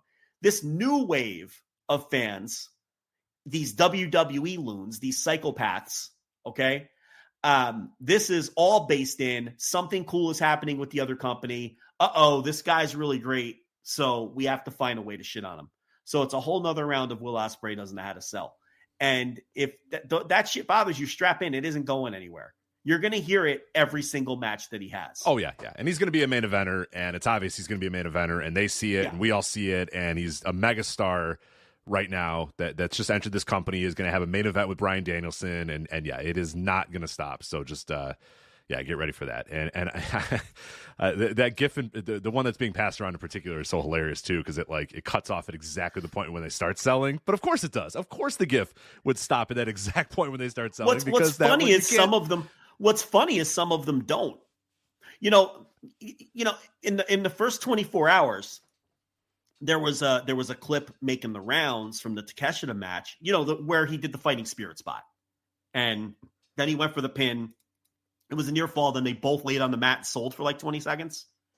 That clip was going around as an example of no selling, when the irony was, the final 15 seconds of the clip was both guys laying on the mat dead selling. Right. But they didn't sell immediately, Joe. They didn't sell immediately, so it's not selling. Of course, they cherry-picked a fighting spirit spot, which we've been doing. I can't believe we're still cherry-picking fighting spirit spots. We've all seen Ishii gifts. I can't believe we're still doing this. Well, here's the thing. It's a new breed. It's now the world's dumbest people doing it. Yes, that's true. That's true. So this is why I'm saying it's a whole new round of Will Ospreay doesn't sell, AEW. Nobody in AEW sells. From people who don't know what that means. These are fans who enjoy one specific style of pro wrestling done one specific way, and they use words that they don't understand. Okay? We all know that there's a million different varieties and versions of pro wrestling across the globe, and they're all worked differently, and everybody sells differently, whether it's, lucha feels completely different than New Japan style Japanese wrestling, than traditional Kings Road style Japanese wrestling. Yeah, even in Japan, you could see multiple different ways. Joshi style is Dragon entirely Gate different. with Lucha Risu, and maybe the way that some of these styles, maybe the way that some of these people work or sell doesn't appeal to you, and those are promotions or styles that you don't pay attention to. But this is just utter nonsense. It's so funny that we're doing a whole nother round of this. And here's how I know it's not going away. And every time he wrestles a match, you're going to have to deal with this. Number one, because they have to find a way to discredit him, because it threatens them that too many people think he's great. They can't have that. Rich, they cannot have that. Especially not too many people think he's great. There's a lot of people too to that guy. It particularly bothers them about that guy. You can't have that. He's on the other team. It's something exciting happening there. We cannot accept this. So there's, from that standpoint. Number two, they don't really understand what they're talking about, and they're just repeating talking points from other people. And number three is, like I said, the first clip from the Takeshita match with the fighting spirit spot. These people are so stupid, they don't realize that there's 20 seconds of selling at the end of the clip, right? And then and then last night, there's complaints that Ospreay didn't sell in the Kyle Fletcher match, when anybody who watched that match knows that he sold the back. He spent most of this match selling his back, yeah. From the night before, from the show, from the pay-per-view of 3 days ago. 3 days prior, yeah. Okay, and sold for 70% of that match against Kyle Fletcher, selling an injury that he sustained in a match 4 days earlier. I'm starting to wonder if watching wrestling via GIFs on Twitter is not the proper way to watch, but you got to get your takes off. You know what, Rich? It's not even people watching it via GIFs. It's it doesn't matter. It's just, what can we do to slander the other side? That's it. That's how these lunatics think, because they're crazy people. And they're not very bright. A lot of them just aren't very smart. Right? Because so if they're going to pick on these two matches, right? Especially the Kyle Fletcher match, which was Will selling for 70% of the match, selling the back. The story of the match was his back was injured from 3 nights earlier, and Fletcher was attacking it. Okay? Then they're going to do this for every match. You just have to settle it. This is just how it's going to be. You know, and so it's I don't know anymore. You know, it's the bad guys are winning. There's too many of them. And it's like, I think there's a lot less of them if you just stay off wretched social media apps, to be honest. There's been a lot of stuff Twitter, recently. It's Reddit, it's stay off of all of them. Fuck all of them. There's been stuff going on in wrestling lately that I have no fucking idea what's going on. I have to ask people what's going on, because there was this Bianca Belair thing today. I had no idea what was going on, and then people are like, "Oh yeah, people are being racist to her or something." And I was like, "Oh my god, all right, yeah." People on it sucks. It's fucking awful, but like, of course, it's gonna be fucking awful if there's dumb people on Instagram.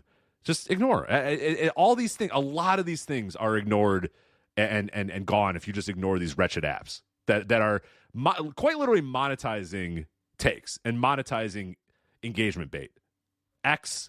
Elon's X, formerly known as Twitter, is it's paying these people fucking pennies, but people want these pennies as engagement bait. So you know what? Fucking ignore them. Don't let them get a penny. You can ignore them. That's you can. My broader point, though, with this discussion we're having, is that it's real and it is influential. And I genuinely do believe that this shit hinders the company. I do.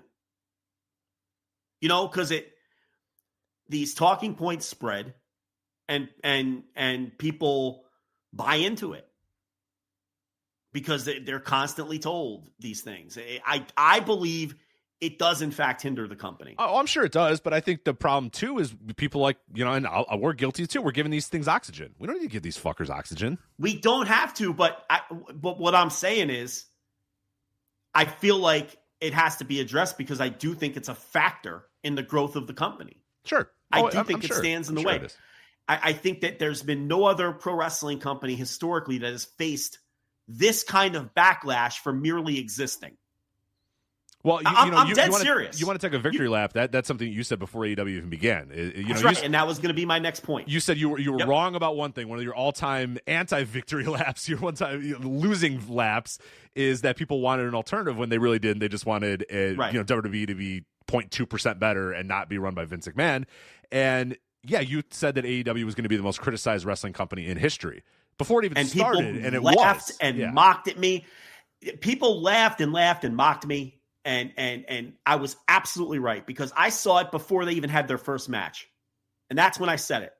I said, you can see that this is going to be the most scrutinized and criticized and, promotion that has ever existed, because it already is and they haven't started.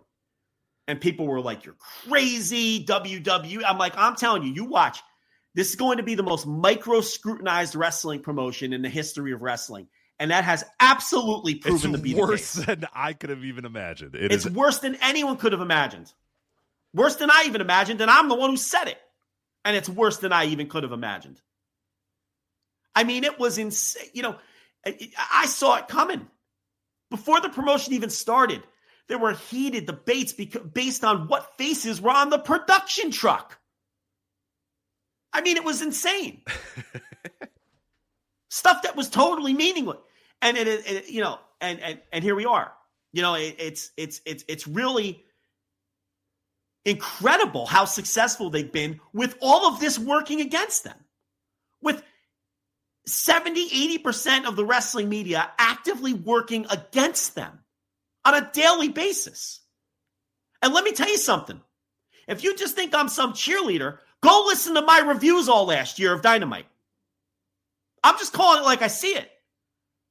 There was no harsher critic of this company's output last year than me.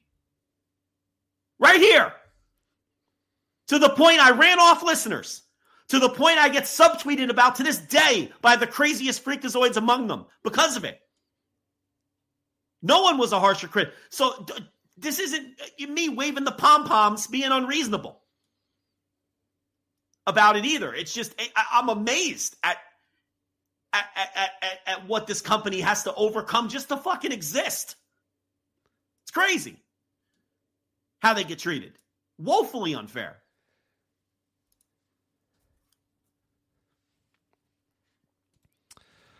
Let's see what else we got here on AEW. So that's Darby's 12 stitches.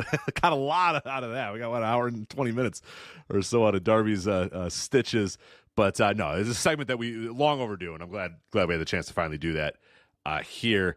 Tony Khan's presser, I don't know that anything really came out of the presser. I think the one thing would be that he was pretty puffy-chested about getting I guess that was just from his media call more so in the presser, pretty puffy-chested about getting some sort of renewal on a television deal. So more confident than ever. Yeah. And willing to say we're going to get a big increase.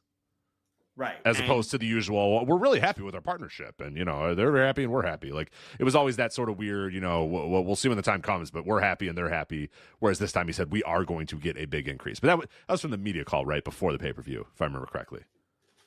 I think so. Yeah. How's that going to be spun if they get that big increase he's talking about? Oh, they're God only knows.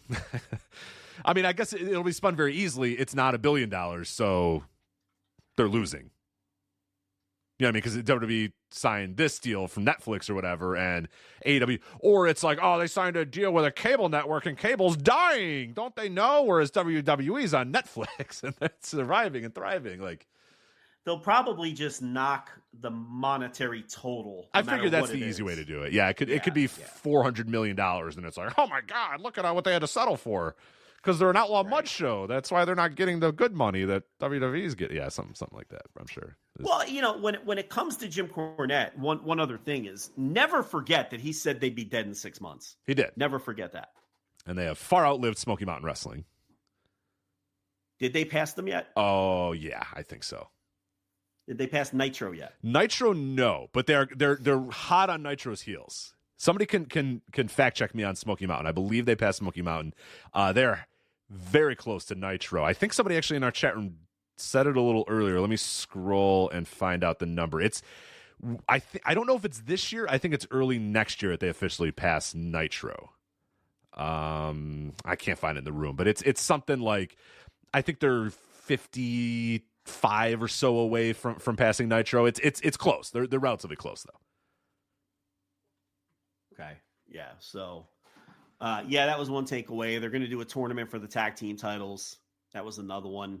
Sort of a tie-in with March Madness that'll be happening on the same networks. I have it here if you want. So, Cage Match lists 286 episodes of Nitro, and last night's Dynamite was Dynamite 231. So they are very close. Yeah. 55. Yeah, exactly. 55 Dynamites away from passing Nitro. Obviously going to catch them and pass them. Anything else coming at it? Well, I guess people would probably want to hear your thoughts on the Dynamite coming out of the pay-per-view, a good vibes Dynamite for sure. And the debut of Okada, I guess we should get into that, right? So yeah, let's do that. So for people that do not, if you do want a little bit more, I'll give some details here. But I did write a piece about Okada's debut, Ospreay's amazing week, and the upcoming Monday debut on flagshippatreon.com as a written column called AEW's Big Three. How Okada Ospreay and Monet can transform AEW. So I have some extended thoughts there if you want, but let's talk a little bit about it now here. Yeah. So, I mean, I kind of talked about it on the Dynamite review that I do every week on the $5 tier. Next week, of course, for Big Business, we will be doing Instant Reaction Live, $10 tier. So there will be no Thursday Dynamite review. I'm not going to review the show twice. So just letting everybody know, if you're on the $5 tier and you like those Dynamite reviews, next week's show, if you want to hear us review it, it'll be Rich and I, Instant Reaction Live immediately after Dynamite ends. And then obviously the audio will be available after that, but only on the $10 tier. So the Dynamite review, $10 tier only next week. If you got in for the Revolution review, you'll be good. You know, that falls within your 30 days and before your subscription lapses. But if you're on the $5 tier and listen to the Dynamite reviews, you may as well bump up to the 10 to not miss the review for Big Business coming up this week. And then you can go back and listen to the Revolution review too. So, but anyway, that's my long-winded commercial and my way of saying, Rich, a lot of people have already heard my thoughts. So why don't you go first on Okada's debut? Yeah. So I loved it. I thought Okada's debut was fantastic. And I know that there is, and you talked a little bit about it on your Dynamite review as well, that there is one school of thought that, you know, immediately turning Okada heel is maybe, you know, sacrificing a run that he could have potentially had as a big-time babyface, that, hey, you just signed one of the greatest Japanese wrestling stars ever to come to your company. He's undoubtedly the biggest Japanese wrestling star to ever come to America. So you could have done a run of Okada, the biggest Japanese wrestling star ever, is now in America, and he's going for the AEW World Title and all that sort of stuff. And I do think that you know would have been fine. Like I would have been okay with that as well. I think it's twofold though. I think in one respect, him turning heel immediately is great because it allows him to sort of ease into a full-time run in an American wrestling promotion. It helps him have heaters in the Young Bucks where they'll be the talking pieces for him, and they can kind of do the promos and do that heavy lifting for him. And also, like, I think that's kind of Okada's best role, honestly. I mean, when he was at his best in New Japan is as a cocky, rich asshole. And I think that's exactly what he's doing here in AEW. So I think that I actually liked it. I thought it was great. I thought it was a great way to kind of swerve the audience a little bit. And the time will come where Okada will turn face, and the time will come where it'll be time for him to be a face. But I think this is the best way to kind of ease him into AEW and give him an immediate role, an immediate top role as one of the biggest heels in the company. And you know, one thing I did see some misconceptions about, and I'm curious on your thoughts about this, and then I'll kind of talk about one more reason why I think Okada turning heel is the best, you know, the best plan forward. A lot of people think that Okada's there to be like the Young Bucks muscle, or he's behind the Young Bucks, or he's kind of like the third wheel in the Elite. I didn't see that at all. I saw them very deliberately putting him in the middle, and when they're walking back, behind, you know, to get back through the tunnels, Okada's in front of the Young Bucks. And I thought there was a very, very poignant visual of Okada with his hands in the air, you know, with the Bucks behind him. I see it as the Bucks are behind Okada. I see Okada as the new leader of the Elite. I see them bringing him in as like the top dog in this unit. That's the way I interpret it. Did you see it the similar way, or do you see it as like some other people saw it, where he's more coming in to be the third wheel in the Elite? I don't see him being a background player for anybody. If he is, it's going to be a huge mistake. Look, he obviously has a monster contract. Okay, you're not going to pay a guy that kind of money to just be muscle for the Young Bucks and stand around and not do anything significant. I know that's a dangerous thing to say sometimes with the way Tony Khan books, but I think he understands and knows what he has in this guy, and I think Okada is going to be a top guy in the company. Well, I think day one we already saw he's going to face Kingston. They already put out, you know, obvious feelers for a feud with Omega, obvious feelers at one point for a feud with Hangman too, if you ever want to do that by deliberately saying, hey, Hangman's suspended and Omega's out. You know what I mean? Like that I think was pretty poignant there to have Okada come in there and immediately, you know, do that. And then so my secondary thought that I had about this as well, the reason why you turn Okada heel and why it's probably the best thing to do at this point is another guy who recently debuted, Will Ospreay. Will is so fucking good and so obviously a capital S star, a fucking superstar in the first 6 days that he's been in AEW. That's the dude you have to push right now. And if you bring Okada in and he's a babyface that's going for the AEW World Title or whatever, he's immediately going to get slotted below Will. Because Will is immediately, I mean, let's not. Will is, and they know it too, because he's going to face Bryan Danielson in St. Louis. He's going to beat him. He's going to beat him. He's going to be in the main event of Wembley. They know it. They got it. They understand. Holy shit, this guy's a star. He's a star in fucking Alabama and Georgia and North Carolina. We haven't even gone to the places where people are probably more familiar with his work. This guy is a fucking superstar that we just got. He is someone who has the potential to really break out as a genuine star. And that's a big reason why I think that you would not want Okada to immediately feel secondary to the other guy who just debuted. Now you don't have to worry about that. Okada's over here, Will's over here, and Money is going to go over there. So you've basically solidified 3 different ends, every end that you need. You have a top babyface in Will Ospreay that you just signed. You have now a tippy-top heel in Okada. And you're about to put a main event woman on your roster too. So it's like that worked out perfectly. Whereas Okada coming in as like I'm the babyface from New Japan and I'm the best in the world type thing is immediately going to feel lesser to Will. He's just going to, because Will is just on a different level right now. Where Will is right now, you can't top that. Even Okada can't top that. Where Will is at right now. From the other, very similar to the point you're making is when you look at the current main event babyface side, you have Swerve Strickland, who obviously they put a lot of time and effort into, and is beginning to solidify himself as a top guy and now is firmly a babyface. Yes. Now it's all my complaints over the last few months that's been too much of a tweener. He's now 100% babyface after what we saw on the pay-per-view and with the promo on Dynamite. Then you have Will Ospreay, as we've talked about, who looks like he's on the verge of becoming the next big thing in the company. And then MJF is going to be back soon. And he has to be a babyface in order for his feud with Adam Cole to play out. And he's always going to be a top guy. So, similar to what you're saying, where does that leave room for Kazuchika Okada as a babyface right now? It's more beneficial to have him come in as a heel.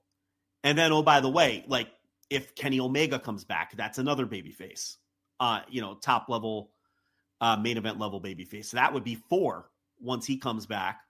And I don't think I'm forgetting anyone at the moment. And I think it's kind of interesting that they did mention, the Elite did mention that Hangman, who is going to take some time away or whatever, going to be gone for a little while. They mentioned, he's suspended or whatever. Like the heels kind of, I'm not 100% sure that Hangman's not going to come back as a babyface as well.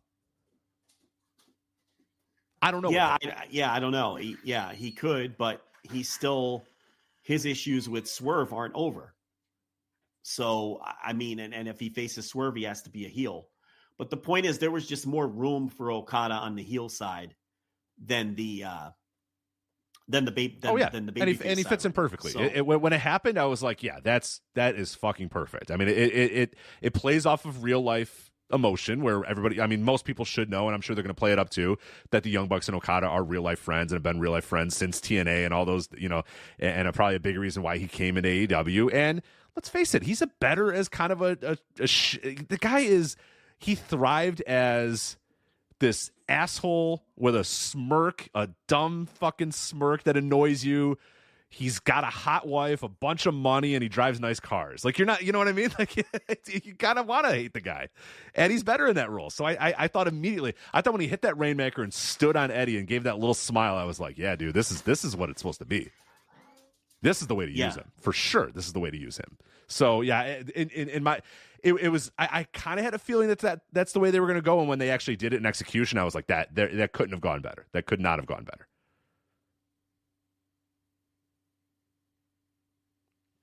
Yeah, I mean, he he just fits better as a heel right now. I don't know if I loved, it's weird because Tony Khan, he doesn't strike me as someone who's overly concerned about either his ratings or his ticket sales. Because the way he books this show and the way he's booking this company is not indicative of someone that also leads me to believe that he knows he has a big television renewal coming, because he does not. Last night, for instance, is a perfect example. Okay. You sign one of the biggest wrestling stars in the world. And look, I know he's been on Dynamite before, but you're debuting him as a full-time member of your roster. and you do it unannounced as a surprise, as opposed to screaming to the world, Kazuchika Okada debuts tonight on Dynamite. You can't miss it. Tune in. It's going to be huge. Like basic promoter shit. Yeah. Instead, the surprise is cool as fuck, though. You know what I mean? It's not my money. The surprise is cool as fuck, but you also sold 3,000 tickets and half the basketball arena you ran was empty. And that's my point. Yeah. He doesn't seem to be concerned about any of this, which is baffling to me. He must know he has that TV deal. And they just like that episode of TV last night. They did whatever they did. They did a 0.27, and let me see if I could find the total viewership real quick. But I know they did a 0.27 was the demo number. Last week was like a 0.29, so it was a little down. I think it was 5% down in both total viewership and the demo last night. All right, here. I have it right here. So 779,000 viewers and a 0.27. It was down 5% against last week in both total viewership. And it was down 7% in the demo, 0.29 to 0.27. So down slightly in both total viewership and demo. If you announce Okada's going to be on the show, if you announce ahead of time that Sting is going to wrestle his last match in Greensboro and then give his final goodbye promo 3 days later on Dynamite in Atlanta, which was somewhere – they were in Atlanta last night, right? Or somewhere near Atlanta. It was Duluth, I think. I don't know how close Duluth is from Atlanta. As our last episode went, we were not very good at figuring out where places are compared to where the point here is they were in a Southern Wrestling WCW area of the country. So – you could have announced ahead of time that Sting was going to give his final goodbye to the company, and that would have helped the number. You could have booked Will Ospreay with another star opponent as opposed to Kyle Fletcher, who isn't over and has been treated generously as as an enhancement level talent when he's been on TV, regardless whether he holds an ROH title or not. You could have done things where they would have gotten a slightly better rating, right? And it's like, I don't think the rating last night was any kind of disaster. I thought that they were going to do a rating right around in line what they had been doing recently. I thought coming off a legendary pay-per-view that maybe they would be a little up. Okay, so from that standpoint, maybe the rating was slightly disappointing, but I thought they'd be in the same range that they've been usually, because when you look at the show, they didn't announce Okada ahead of time. Will Ospreay did not face an opponent who's over or who is going to help move a number. The opening segment, quarter hour one, same thing. The Kingdom have been treated like jokes, right? And they're not over. So in two of your most important quarter hours, quarter hour 1 and quarter hour 8, you have stars in there, but they're in there with wrestlers who aren't over, who viewers don't care about. And look, I understand the point of the main event. Give Will Ospreay a showcase match to go out there and wow the television audience. Give Kyle Fletcher, who's 25 years old, who's going to be a star in this company someday, a chance to also get over with the audience and show what he really can do against the best possible opponent. I get all that. That booking makes sense. You have to eat shit some quarter hours in order to make stars. We all know that. Well, maybe we don't all know that. We definitely don't all know that. I think most of our listeners understand that, though, right? But this wasn't a show booked to maximize ratings. It was not. You could have maximized ratings by giving Will a stronger opponent, by giving Samoa Joe and Swerve Strickland stronger opponents, by announcing Okada ahead of time, and by giving Sting his go-away promo on Dynamite instead of at the end of the pay-per-view. You could have done all of those things, and you would have sold more tickets, and you would have done a better rating. Would you have done a milli? That everybody, this nonsense that only the dumbest people talk about? No, because these massive ratings jumps that people expect are a myth and they don't exist. The only time you get a massive ratings jump is if CM Punk returns after being gone for 7 years. Right. Or if CM Punk returns to WWE after being gone from there for 10 years. Or if The Rock, the biggest star in the universe, shows up. That's when you get these massive double-digit growth numbers in ratings. Otherwise, it's a myth. You don't go from 800,000 viewers to 1 million viewers. It does not happen. It cannot happen. It does not. It will not happen. But if Tony Khan was concerned with ticket sales and television ratings, he wouldn't have sandbagged that Dynamite last night. I mean, you had jobbers in quarter hour 1. You had a jobber going against Will Ospreay in the main event, and you had a bunch of middling mid-card stuff in between. You had Matt Menard wrestling on the show. No disrespect. I enjoy him as a performer. That's not drawing ratings. Tony knows that. You don't think Tony knows that? You don't think Tony knows that main event quarter hour was going to struggle with Kyle Fletcher? He ate one because he wants to showcase Kyle Fletcher and he wanted Will Ospreay to have the best match possible. Okay? That show wasn't booked for ratings. Next week's show is booked for ratings. Yes. It's loaded. It's booked for ratings. And I'm not saying that he sandbagged this week on purpose, but I'm not saying he didn't either. They're definitely gonna tout the percent rise of week over week that Money brought to the table. And again, for sure. I'm not suggesting he intentionally sandbagged a week, but it's kind of like when Pete Rose was manager of the Reds and was gambling on the team, right?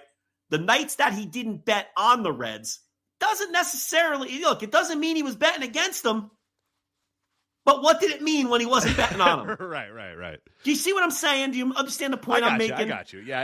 All right. Undoubtedly, next week is going to have huge boosts in a lot of the numbers, and they're probably going to tout those numbers, and a lot of that will probably be in credit to Money. So maybe it was a long-term play for him to kind of say, hey, you know what? We're going to make sure that when she debuts, it looks like a big fucking deal, that she moved a lot of these numbers and did these sort of things. If you got your little tinfoil hat on, that might be what's at play here a little bit. And again, that's not even what I'm not even saying that he wants to tout growth next week over. I'm not saying that that's what he's trying to do. But what I'm saying is he will, though. That was he will. But here's what I'm saying. This week's show was not built for numbers. And that's weird to me. Look, I don't think you should always, there's times where you shouldn't chase that. Like I just gave you an example. If you want to get people like Kyle Fletcher over, you have to put them in spots to get over. And before they're over, you're going to have to eat shit, right? While they're getting themselves over. You know, we saw that with Daniel Garcia several, and even to this day, really, I was going to say several years ago, but it's kind of the still, you know, to get new people over, you got to put them on TV. You have to feature them. You have to tell people they're a big deal, even if people don't believe it yet. I understand that. But, you know, I wasn't blown over. A lot of people were stunned and they thought this was such a terrible rating and they couldn't believe it. Well, look at the show. That wasn't built to be a big rating show. Right. Look what was announced and look what the show gave you. Look what was announced and look what look at the caliber of wrestler that was on the show and the lack of star power. You know? And here's another thing that people, you know, I really need people to understand this. Okay? The number one factor, if you're looking at quarter hours when it comes to AEW ratings, okay, the number one factor, more than star power, more than great matches, more than promos, more than anything, are those fucking commercial breaks. And I don't understand when this is not going to get through people's heads. Here are some facts from last night's Dynamite's quarter hours, okay? There were 3 quarter hours on that show that featured 2 commercial breaks. Those were the 3 quarter hours that lost the most viewers. There was 1 quarter hour on the show that did not feature a commercial break at all. 1 and only 1.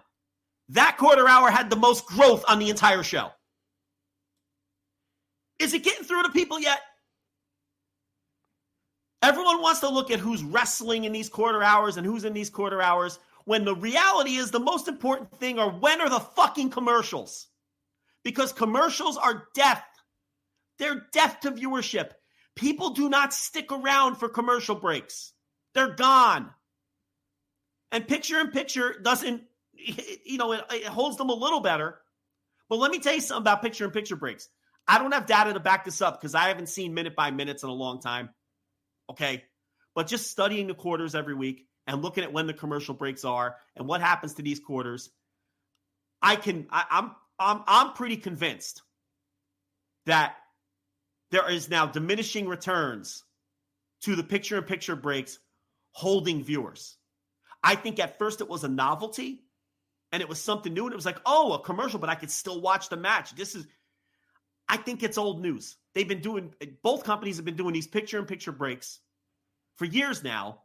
And I think that it doesn't have the same effect in terms of holding as many viewers as they used to versus the full-on commercials. I really don't. And if someone in the company listening to this wants to dispute that privately to me, I'd love to know, because I want to know, because I want to give people accurate information. But seriously, look at when the commercial breaks are on these shows. That's really what drives these quarter-hour ratings, which is why quarter-hour ratings can be so deceptive sometimes, and why the minute-by-minutes are more important. Okay? If you've got Kyle Fletcher, who isn't over with the audience and is seen as a jabroni, and somebody that MJF treated like a total fucking joke over the summer, the last time we saw him on TV, and you put 2 commercial breaks in his segment, that quarter doesn't have a chance. It does not have a chance. Same thing with the Kingdom at the top of the show. Does not have a chance, because no one gives a shit about the Kingdom and they never win on TV. Okay? And the other thing is, you have these weeks like, the show started with 930,000 viewers because Big Bang Theory was down. And people tend not to pay. That lead-in is crucial. It's crucial in the sense that it will, it's not going to have a drastic effect on the final numbers of the show, but it's going to affect some of the averages for sure. If one week you're starting at 1.2 million viewers and another week you're starting with 880,000 viewers, okay, that's going to affect your averages when the first quarter hour is starting at such a drastically, and last night it was 930,000 viewers. Some weeks it's over 1 million. Okay, so some of those down ballot demos, and you look at the 18 to 49, that could be the difference between averaging 401,000 viewers and 380,000 or 398,000 viewers or something.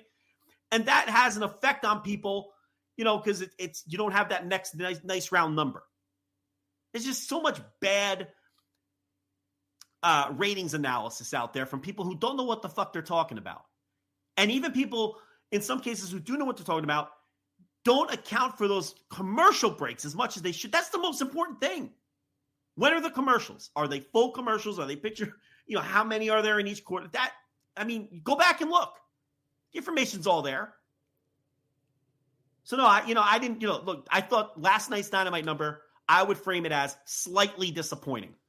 That's all. I think that's 0.27 versus 0.29 last week with the quality of the show. They didn't announce Okada. And you have these people who are dumber than rocks. Oh, Okada was on that show and they went down. Yeah, they didn't announce Okada. Nobody knew. You stupid idiots. Was it a good number? No. It was within the range I thought it was going to fall in based on the lineup and what they've been doing recently. They had I think it was Hangman Bryan Danielson might have been the match, but there was a match they hyped up for Winter is Coming for weeks and weeks and weeks. And I saw, a lot of people do predictions for ratings. WrestleNomics used to do it. Some other place used to predict the rating or whatever. And people were predicting these jumps of like, the demo's going to go up to like a 0.43. This is a huge match. And, they're going to do a 1.2 million.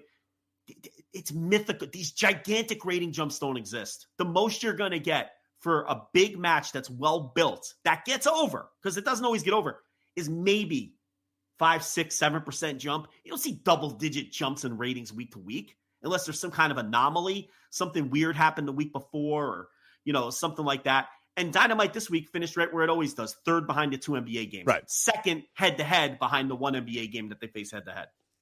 So you want to sit here and tell me that 0.27 some kind of disaster? It's not. Same thing for the Raw rating, 1.649 million and a 0.54. That's a slightly disappointing number for Raw in the build-up to WrestleMania. But that's not woefully out of line of the kind of numbers that they've been doing. I saw people banging on that. Doesn't mean anything. Now, if it happens the next few weeks and it keeps going down, now you have yourself a trend. SmackDown didn't do a particularly great number. Did you see what The Rock's quarter hours did? Yeah, that's a number. That's a number right there, man. Okay, so what did we learn from Friday's SmackDown? The Rock's quarter hours were fucking astronomical. And then the show dropped like a stone after that. Why? Because people knew The Rock wasn't going to be on the show after that point. So if I'm WWE, what am I doing from now on between now and WrestleMania? I'm putting Rock at the end of the fucking show. Right, I'm saying The Rock is coming and he's at the end of the show. I'm gonna advertise that he's on the show and then he's going to be at the end of the show. And I'm not going to tell you when he's coming. No, but no. Every commercial bumper, I'm going to say, don't forget later on The Rock. And you're not going to know when he's coming.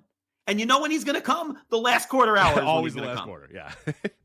They learned their lesson. They opened the show with the fucking Bloodline thing that went 40 minutes. And the ratings tanked after that. It didn't sustain the audience at all.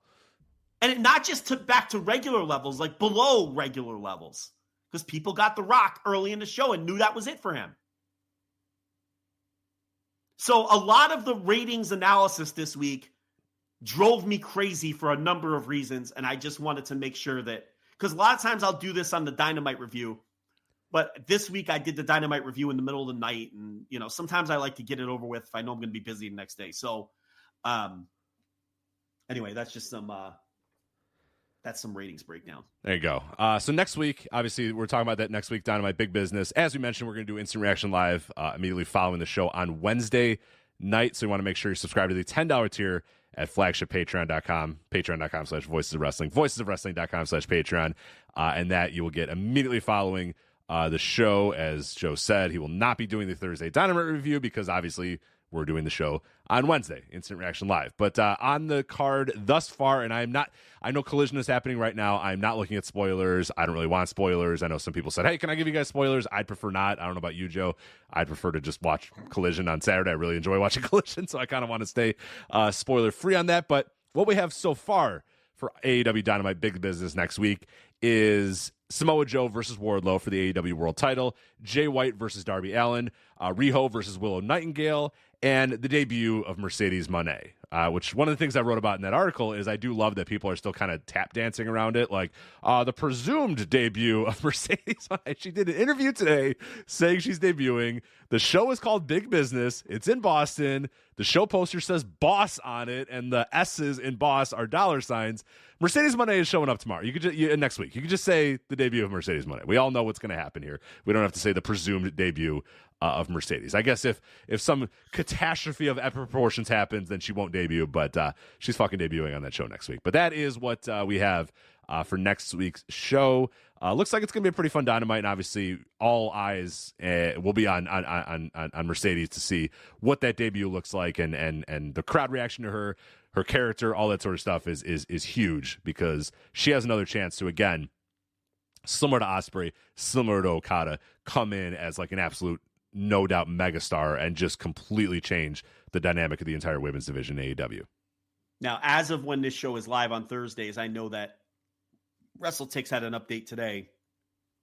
A hot new WrestleTix dropped, Rich. Oh, I love it. Hot new WrestleTix. No, I missed it. They hit 7,000. So we're a little over 7,000 for Big Business. I don't think they're going to get to the 8,600 or whatever it was that Blood and Guts did in the building last time. But this is obviously going to be their strongest TV house of the year to this point, their strongest TV house in a while. It will be probably their strongest TV house until Grand Slam. So I don't know. I want to see the final number before I decide. I think at this point, it's going to be, you can't call it a bad number based on the fact that they can't, I think they had last check, 1,400 tickets out for the Collision taping tonight, which is an utter fucking disaster. Yeah, not great. And that's going to happen when you announce nothing until one day before the show. Right. Now, seriously, how do you feel about Tony Khan? Isn't he a little blasé about these fucking shows and not announcing things and not making sure the stars are on him? Does he not want to sell tickets? I understand the theory of just present a better show and over time people will come. And I agree with that. But also, if you're a promoter, there are things you could do to get more people in the building now that aren't sacrificing the long-term brick by brick rebuilding of your house show business that you're doing after the fucking brochachos and CM Punk's bullshit tore it down. So little things like, okay, I understand the surprise of Okada was cool, but we don't have the advantage of selling out 15,000 seat basketball arenas every week. Maybe we got to announce someone like that. That's one idea. Yeah, we got to change some of what we're doing right now. I mean, it's just not working at all. I mean, last night was an embarrassment with 3,000 people there. Tonight's a fucking embarrassment, and they have to start. They either don't care for whatever reason, okay. And if you want to say, okay, well, the business is driven by television revenue, we all know that and we all agree. But here's the thing about not having people in your building. It affects morale. It affects the quality of the shows. The sound of the show. Everything, and it's like your wrestlers want to perform in front of packed houses, and it makes your promotion come off as hot, and that rises all tides rise in the fucking boats, whatever that fucking phrase is, okay? So it's like, to not care that there's not people in the building, and I'm not saying he doesn't care, but he promotes like he doesn't care. You got to tell people what's going to be on these fucking shows. And if that makes you uncomfortable that you have to announce things further out than you used to, that's what being a promoter is all about. You got to adjust. Yeah. You got to fucking adjust. Or you have 1,400 people in a building for a collision taping. And good luck with the creative angles on that one. I mean, for fuck's sake. You got to think outside but there has to be ways.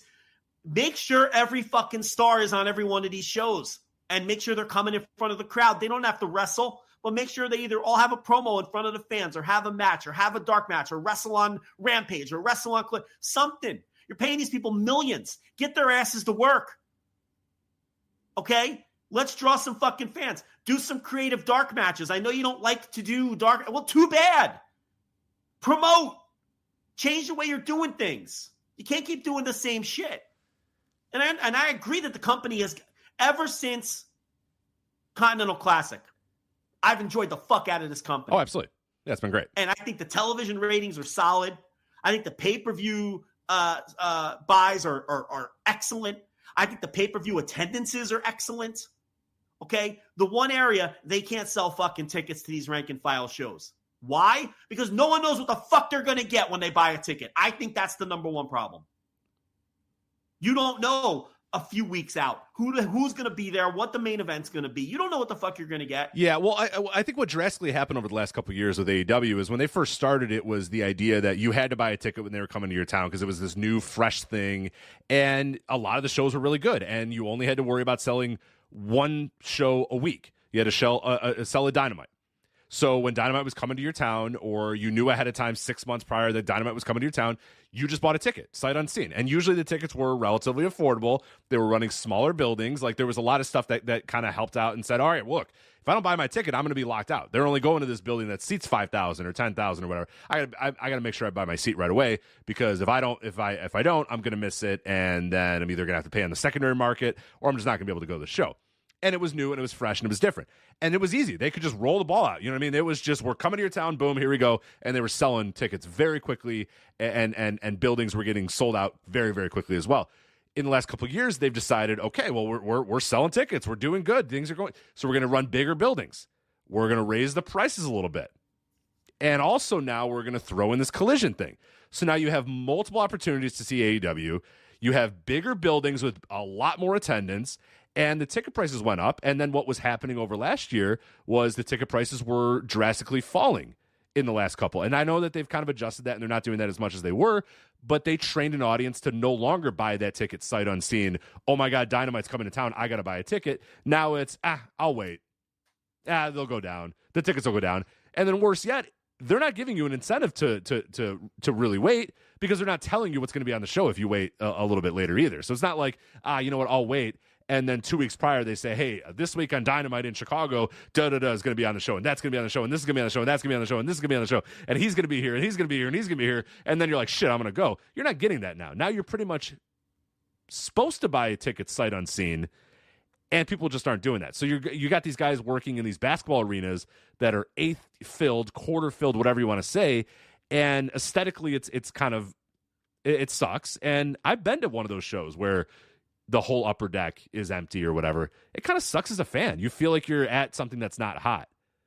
Where I was always a proponent of, and I know for a multitude of reasons, and a bunch of people said that, oh, you got to run a big building. If you're going to be a main event, you got to run big buildings. You got to run these basketball arenas. I said, fuck that. I think that's stupid. I would run these little college buildings and fill those fuckers as much as you can fill them, make it a hot ticket, make people want to be there. And you know what?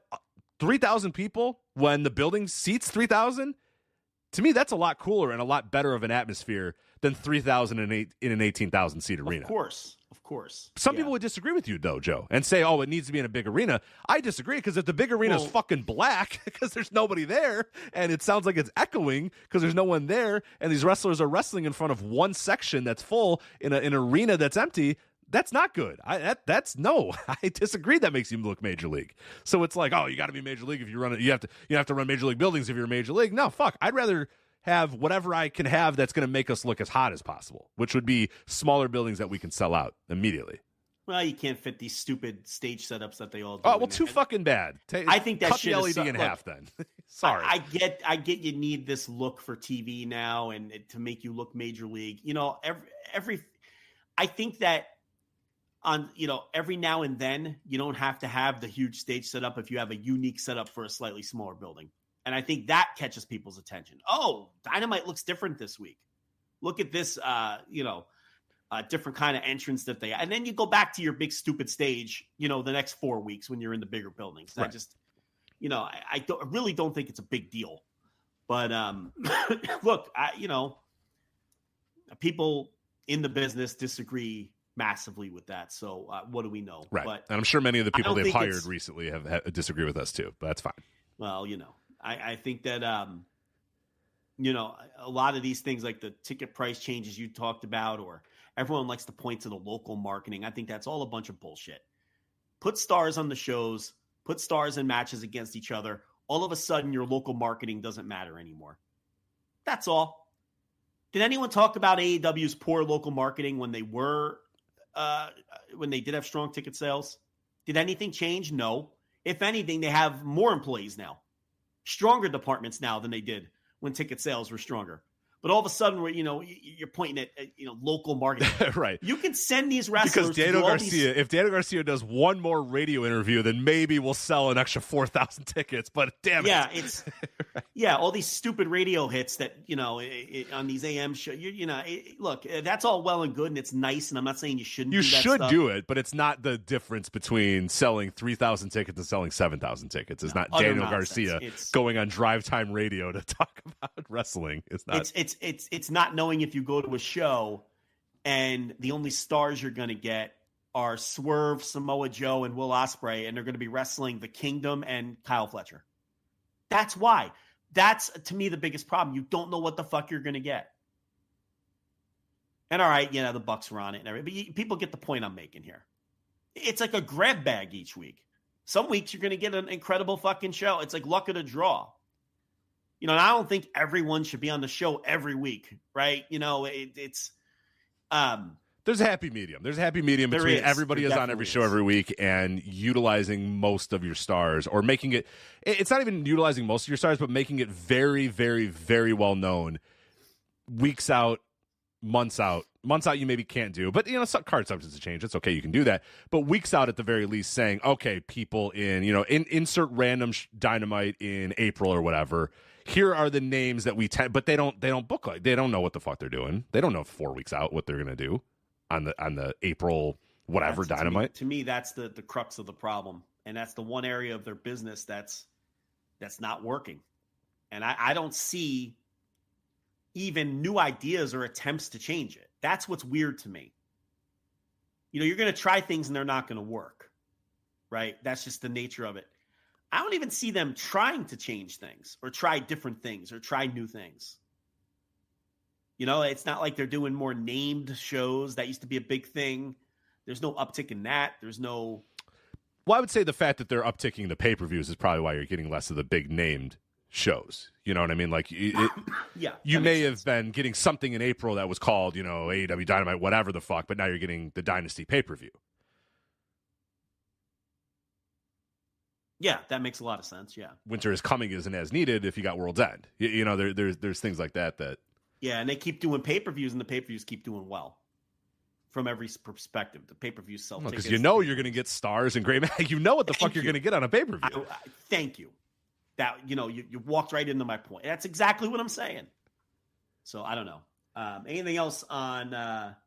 Did we hit on all these AEW topics? I think we got it. Yeah, I think we got them all. That is. So you gonna do New Japan? What do you want to do? Well, quickly, let's talk about Vince McMahon.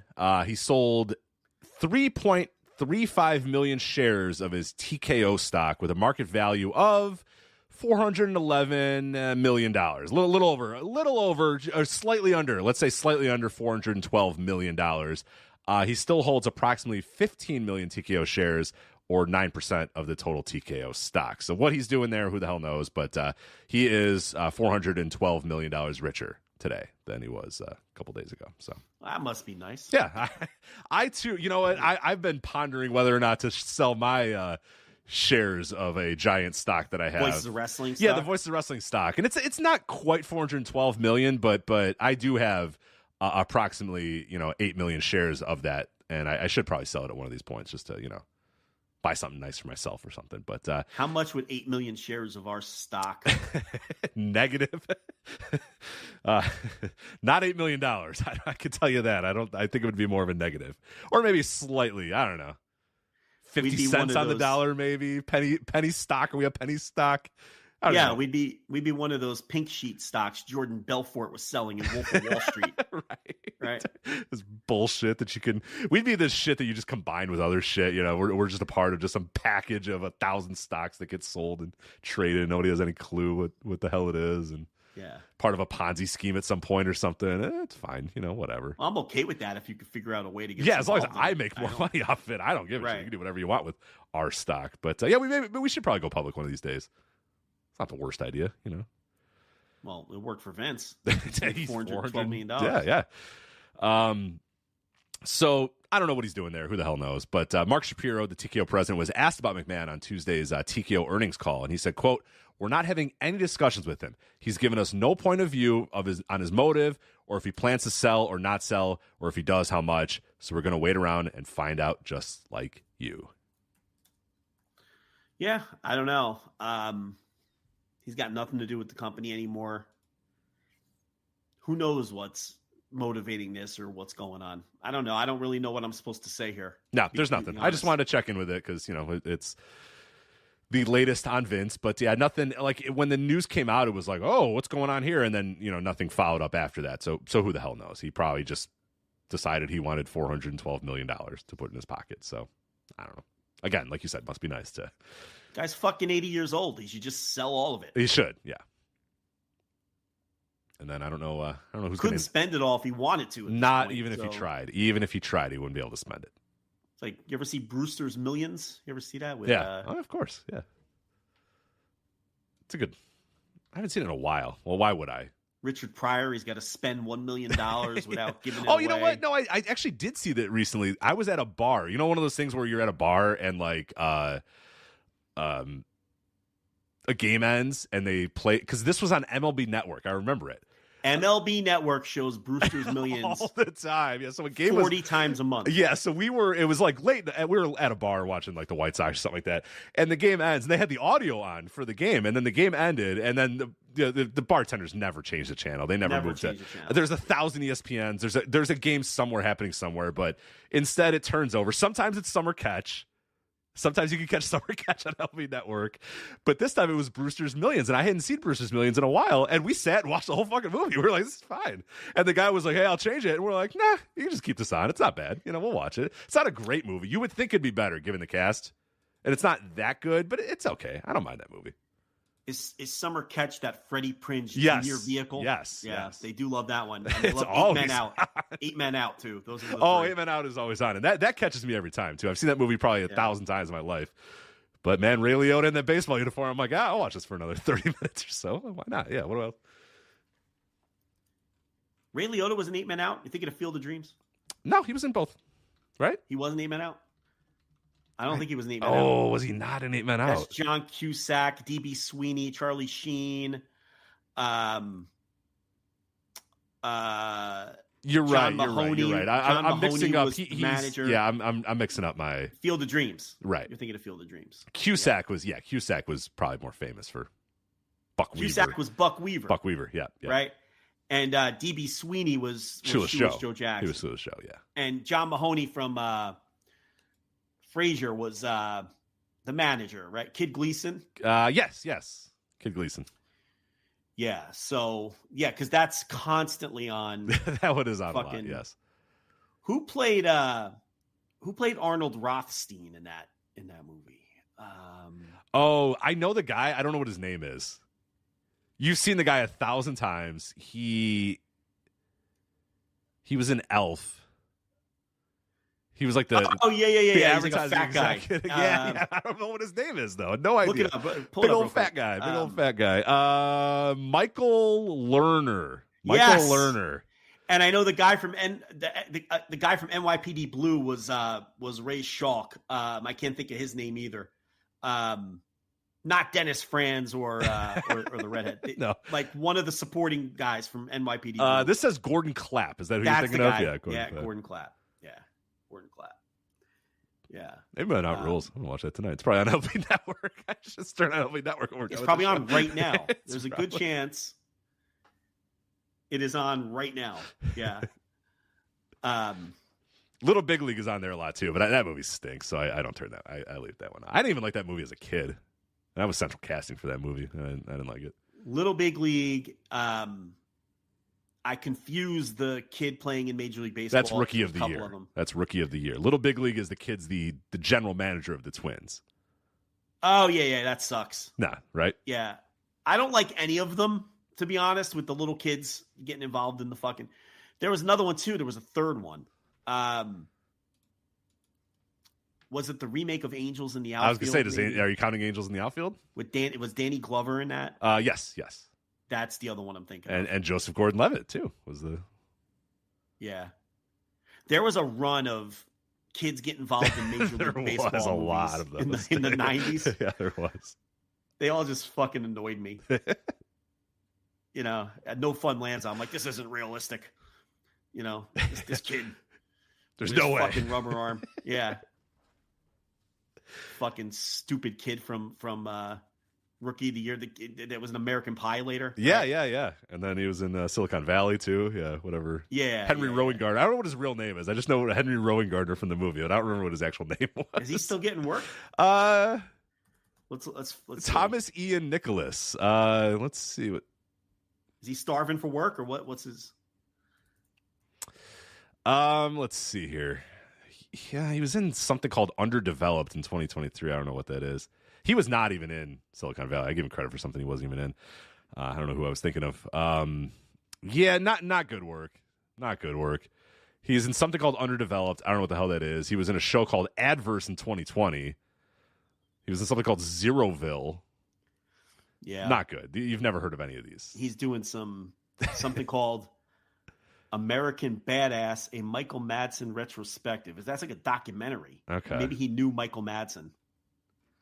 When would he have crossed paths with Michael Madsen? They did not do the same kind of films. No, they didn't. Yeah, this is a bad. Yeah, it looks like he's starving for work. Yeah, it looks like he does voice work on like third tier animated movies. Yeah, that's both a good life and a rough life. What is this Sheeps and Wolves animated movie? Like, what is this? Idea. This looks like garbage. Look at this cast. Oh, God. Yeah, it's so fun when you go and look at like a cast of a bad movie and you're like, oh no, it's yeah. Is it Zeroville? Did you mention? I mentioned Zeroville. I don't know what the fuck Zeroville is. It's got Seth Rogen and James Franco. What the fuck is it? Huh? 2019. Will Ferrell, Megan Fox. What the fuck is this? That's what I said. What the fuck? Yeah, sometimes you see a movie and you know everybody who's in it, but you've never heard of the movie. You have no earthly idea. Zeroville is that. What the hell is Zeroville? Danny McBride, Craig Robinson. What is? I like most of these people. Cast. What is this? Craig Robinson's in there. Looks like it'd be great. What the fuck is this? No one's seen Zeroville. Zero people. No. I haven't even seen a picture of this. And I'm not exactly a movie buff. Everybody knows I don't see movies. But like I know when movies come out. You know what I mean? I don't see them, but I know of them. I figured this would cross my path just with the people who were in it. A pre-canceled James Franco, Will Ferrell, Seth Rogen, Megan Fox. How you doing? I don't know. I've never Horatio Sands. I don't know what kind of fucking movie is this. A comedy? It must be a comedy, right? With all those people, or is it these people doing like serious? It's like this is their opportunity to be serious. I don't know. You know, I don't know. Megan Fox, solid 6.5. Megan Fox. All right. Well, that was the Thomas Ian. What the fuck's his name? I don't know, Thomas Ian something or another. Yeah, Henry Rowengartner. That's our Henry Rowengartner thing. And baseball fans, are you excited for the upcoming season? I know I am.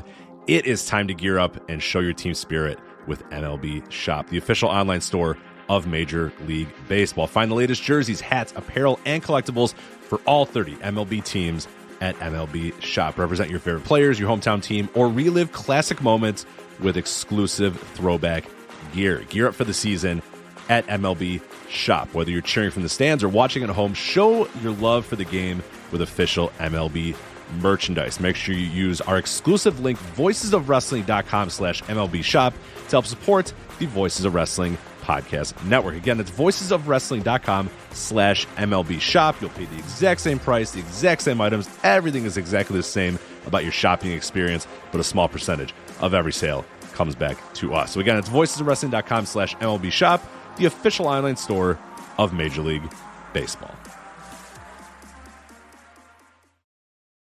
Our break into a discussion of Brewster's Millions and the shows that the movies that MLB Network shows.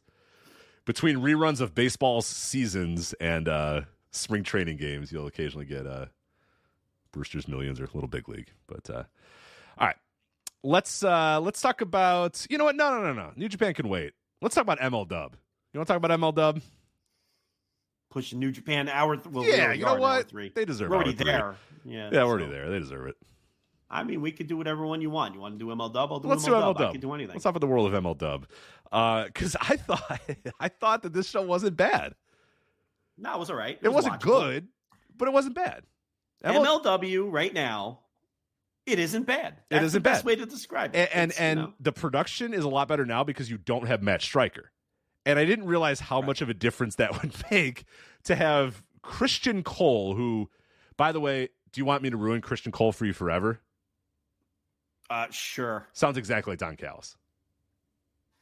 Oh, does he? I'll have to pay attention. Once you hear it, you won't be able to unhear it. It's like he's not as boisterous as Don Callis. Obviously, he's like a dollar store Don Callis. Not in the way that he's approaching it, but just like the way his voice is, and he's not quite as loud and boisterous. He can't help it. But he sounds a lot like Don Callis. So there you go. But yeah, it's a marked difference from not having Matt Stryker, and I didn't realize how much better the show would be without Matt Stryker. But I don't know, top to bottom, this is pretty good. I mean, it helps when you have Mystico on the show and Rocky and Bad Dude Tito who rocks, and like there was enough. And then I thought, he was Bad Dude. For the record, he was still Bad Dude Tito here. I know he's now Bad Tito, but on this night he was still Bad Dude Tito. Yeah, they advertised him as Big Bad Tito. Right, and they announced him as Bad Dude Tito, so I was very, very confused. But so we kind of thought maybe there's a copyright, or maybe he wants to rebrand himself. What are the odds MLW just fucked up in advertising? Yeah, that's very, Big Bad Tito. No, look, it was a wholly watchable show. Nothing was great. And on this one, I can't even say anything was terrible. No. Sometimes there's one or two terrible matches. MLW just kind of exists right now. And you know what I love about these MLW pay-per-views? 2 hours in and out. Great. 2 hours, you're in love and it. out. You know, it's, so this one really wasn't that bad. Mystico beats Rocky Romero for the MLW middleweight title. He's defending that in Mexico, by the way, that MLW middleweight title. The world of MLW never stops. Oh, my God. It's everywhere. You know. It's going to be on a Friday CMLL show. Big time, sold out Arena Mexico. Watching MLW. Is it on a Friday show? I don't know. I'm just, We'll probably get a press release about it. I would hope. Yeah. So, look, it was all right. It's pretty good. You know, it was, if you accept that you're going to get a certain kind of match out of guys like this when they're in MLW, you know, we're veterans of MLW. We know you can't get excited. No. Every match is like a star less than you probably think it's going to be. Right. And if that's where you have your expectations set, you know, then it's fine. So the calling is still in this feud with Akira and Jake Christ. I mean, this is the stuff I can do without. I don't need Sami Callihan ever, anywhere. Taking someone else's spit and then dripping it into his own mouth. I really don't need that. I'll pass on that. But yeah, standard issue plunder here. Well, what I will say though is, can Akira get a fucking win one of these days? Like, are they just going to beat this guy like a drum for months on end? Like, at what point does he get revenge? Because every pre-match promo is like, "You're not a prophet, you're not a leader," and then like Akira turning on these guys and all that sort of stuff, and then they just beat his ass every time, and it's like, well, I guess they're right then, right? Because they're like, "You're nothing without us," and they beat his ass every time. Yeah. And it's like, oh, well, yeah, I guess he is nothing without these guys. It's like at some point, Akira's got to beat these guys, right? But he never does. And this was whatever. A plunder, doors, all the bullshit that you assume it is. All the accoutrements that come with it. Yeah. Every indie plunder brawl you've seen in the last 4 years, it was exactly the same as all of them. Alex Kane beats the returning Bobby Fish. Yeah, your boy Rob Fish. I don't know. That's Bob Fish. Yeah, he's not looking good. I don't know what's up. They're serving it up with your like man. What's up with your man, Bob? They serve this up like it's a big return. I don't know if, because you never know with MLW. Like, they'll say, "Oh, so and so's back," and then they work one show and they never never come see back him again. So right. I don't know. But this was a setup for AJ Francis to come out. Yeah. So Alex Kane beat Bobby Fish by ref's decision, just beat his ass, right. and a decent strong back and win. forth, but a strong win for Kane. Strong win for sure. So Francis comes out and he tries to plant the seeds with Alex Kane that there are some among his crew that are really might not be aligned with him and could be turning on him, And then they show Mr. Thomas and Faye Jackson like at ringside, like shaking their heads, like, "Nah, come on, this guy's full of shit. He's playing mind games, So there's a little story there. I do know that on the YouTube special that's coming up on the 16th, I think it's airing on the 16th. Yeah, next Saturday, not this Saturday, but next Saturday. They did do AJ Francis versus Mr. Thomas one-on-one. Oh, so main event in any building. I don't know if there's an angle that comes out of that, but I think AJ Francis joined the WTF though. Okay. World Titan. So, because he was accompanied by Saint Laurent in that match against Mr. Thomas. So, I don't know. So I guess that's the best direction for him. Yeah. So he cuts this promo, and it's not good at all. No, it's very bad. I can promo. Yeah, not in. He could promo. He could, I guess, not in MLW, and not on this night. He's talking about like Ali and Muhammad Ali, and the fans are just booing him and calling him bottom dollar, which is a good little. that he's easy. like, Almost too easy. It's a little too easy, but that he's like, well, you paid top dollar to watch me, bottom dollar, right? And that's going to be his retort every time, right? People chant bottom dollar at him. Yeah, and then he's just going on and on and on. And he's like, people have been talking, the streets are talking, and I'm just like, what is going? My question to you is he self-aware? Does he understand that the character is that he's kind of a dork? To some degree, I think he is. Okay, because he comes across like the biggest fucking dork in the world. Yeah, I think same thing the way that TNA has used him too, where he's kind of like this overly confident, but you're supposed to think he's a dork, but he doesn't think he's but right. But does he though? But does he know that that's the AJ gimmick? Francis, the person, that's what you're asking. That's what I'm wondering. Yes, because I get the what they're doing, but does he get what he's doing? Yeah, like does he understand that the gimmick is, look, you're not really a successful rapper. Yes, and you're not really some megastar. Right, him paying for time in TNA and them telling you how often. Right. Just so you know, this man paid for this time. We were never going to give him.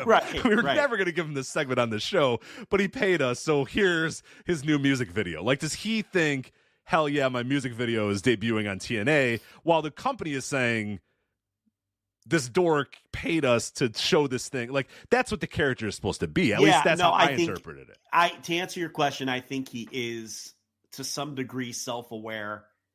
I think he knows he has a lot of heat with quote unquote internet fans who would be more apt to come to an MLW show or a TNA show. Right. So yes, to answer your question, I think yes, to some degree he is. Okay.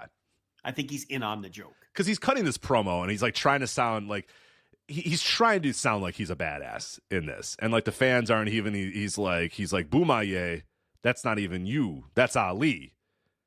And then nobody makes a reaction. He's like, these people don't even know who Muhammad Ali is. And it's like, no, they do, but they're just not reacting to your like takedowns.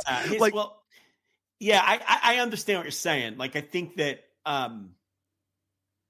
he knows in these kind of environments he's going to get heat. Okay. I think he understands that. And obviously the basis of the feud here is, Alex Kane, Boomaye is for the people, and his idea is, no, I'm for the people. I'm AJ Francis. I represent the people. Like it's a feud over the people, Rich. Right. With Kane positioned as the babyface. So, he did wrestle on the YouTube special, Francis against Thomas. He beat him in 2 minutes. I'm sure it was a 5-star affair.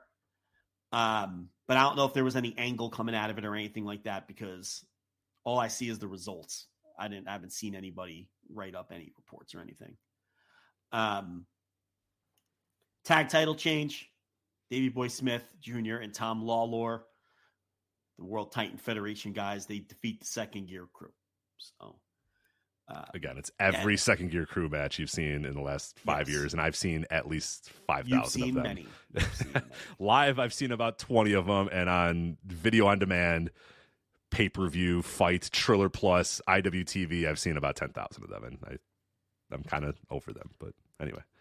So did New Japan sanction this television title match with Riddle versus Bad Dude Tito? I don't know, because the announcers were saying, well, Bad Dude Tito is going to win the title back for TMDK or whatever. And I was like, wow, that's a lot of, it all kind of makes sense. I like how they're telling the story, but I have no...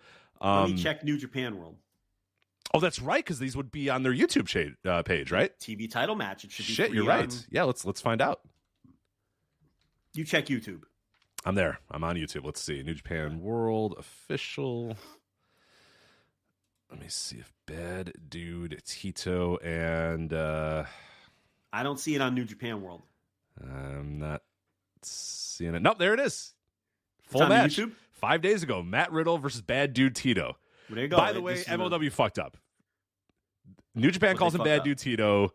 Bad Dude Tito's Twitter account is still at Bad Dude Tito. Bad Dude Tito's Instagram account is still at Bad Dude Tito. His link is still linktree.baddude-tito. Everything is Bad Dude Tito except for the MLW poster, which says Big Bad Tito.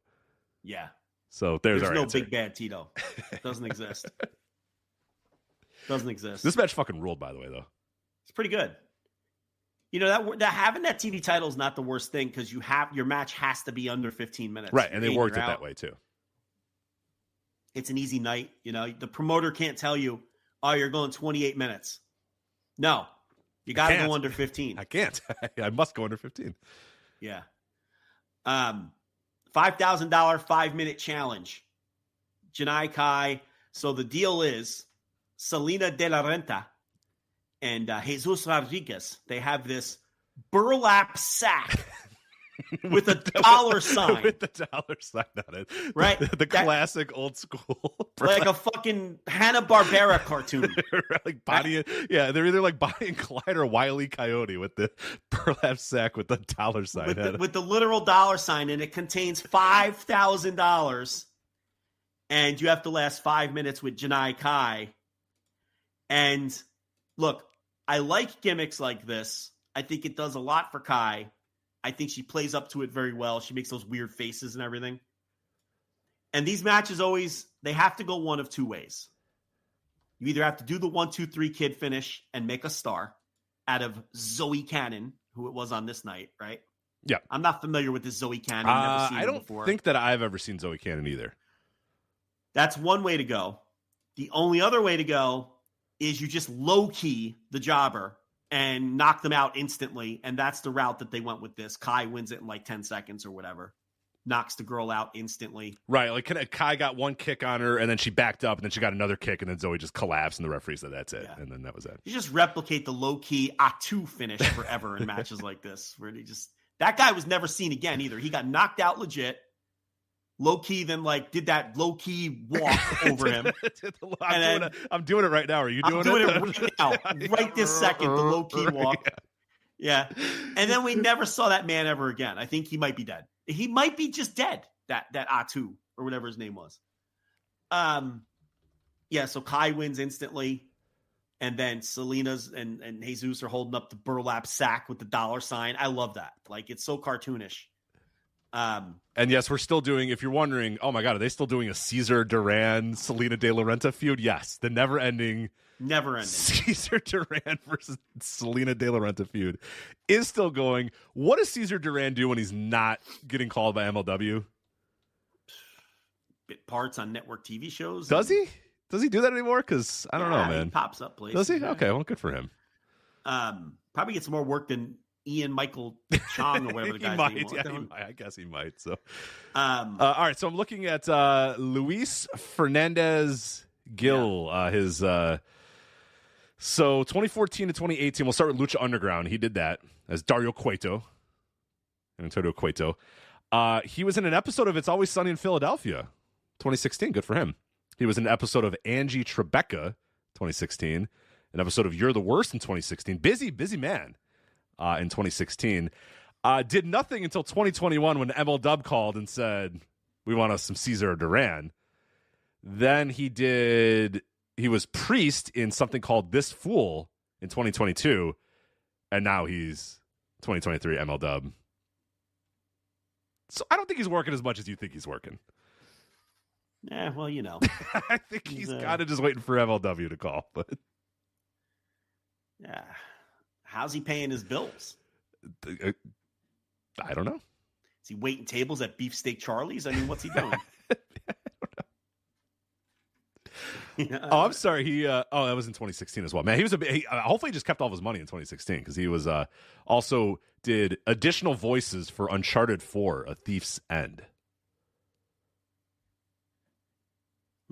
Working actor. Yeah. Oh, I'm sorry. And then in 2021, he was in the movie Super Cool. He was Officer Ramirez in Super Cool. Yeah, I remember that turn as Officer Ramirez. Yeah. Excellent performance. Uh-huh. Yeah, I don't know. He managed Mystico. He brought in Mystico to take down Rocky Romero on this show. Because he brings in all of the top luchadors, as he tells us. I love that his office is just because they go backstage to Cesar Duran's office. And, in Lucha Underground, it was this big, opulent office with this big, giant chair and all this sort of stuff. Right. At MLW, it's like clearly a corner of whatever building they're in, and they just put Lucha Magazine rip-outs. Yes. They just grab some old Lucha Magazine or print out old Lucha Magazine things and rip them up and tape them to the wall. And then he's just sitting in a corner going, I'm bringing all the top luchadors to MLW. Remember his office used to overlook the ring on Lucha Underground. Yes. Angelico jumping off of it. Angelico made an entire career off of doing that. And Angelico is still employed by AEW because he did of that one spot. one crossbody off the top of that thing. And my man is still getting paid in 2024. Based on one spot. Because he's not very good. He'd be 100% working the counter at a vape shop if he didn't do that one spot in Lucha Underground. Yep. It's incredible. Yes, I like this for Janai Kai. This does more for her than wrestling like Demi Exo for 8 minutes on these shows. Right. You know what I mean? Like battling one half of the Sea Stars. Yeah, it's definitely a lot better than that. So. Yeah, it gives her some personality, gets her over as a killer. And you set up somebody finally like beating her, and then hopefully getting somebody else over. And I want them to grab that burlap sack like Andre the Giant did the duffel bag of money from Bobby Heenan and Big John Studd and like throw it out to the crowd. Like, yeah. Like I want to see that happen. But I guess they're $20 million richer, so they could probably pop for. It's only $5,000, right? They could have, I think if whoever beats Janai Kai, the big blow off, that person should do that for sure. Takes the burlap sack, and then like Andre starts flinging the money like into the crowd. Half the workers in the back are going to come out and start diving on those bills. You know what I mean? Mystico is going to wonder why he didn't get a chance to do his little celebration at the end of the match and get some extra money in their pocket. Akira running out with his head all bandaged up, diving on those bills. So that's one reason why you probably can't do it. Satoshi Kojima, with his newfound pal, Okamura, defeats Minoru Suzuki in a 16-minute MLW World Title match. I mean, I think this is as good as a Kojima Minoru Suzuki match could be in 2024. I thought it was actually pretty. I'm very down on Minoru Suzuki in America now because, like we've talked about for a while, he just plays the hits and just kind of. I kind of thought this was one of the better performances I've seen from him in a long, long time, and it may be because he was in there with a peer in Kojima, and felt that he had to maybe work a little bit stronger than he usually, because normally he can go in there, make the funny face, stick the tongue out, just do all the basic spots or whatever. I felt like he was he had not necessarily his working boots on. Like obviously we've seen Minoru Suzuki over the years be much better than this, but I thought it was okay for what I've seen out of Suzuki's output. That's pretty good. Yeah, and Kojima's fucking rocks, man. That dude. If I was booking a promotion, I'd book Kojima day one. I'd love to bring him in. Look, Kojima is having a nice little run here as the MLW World Heavyweight Champion. It was it was surprising when he beat Alex Kane, but I have to say Alex Kane wasn't like setting the world on fire as champion, and this Kojima back on top after 21 years or whatever, he was the champ in 2003, I think. During the first run of the company, which they like to pretend it was uninterrupted and they didn't take 15 years right. off. There was several years in between there, but sure. Yeah. But, it's a lot of fun. It seems like these guys are having a lot of fun with it, so yeah. And then they taped for the YouTube special. We've got Bad Dude Tito versus Azteca 66. I don't know who that is, but it looked like a squash match.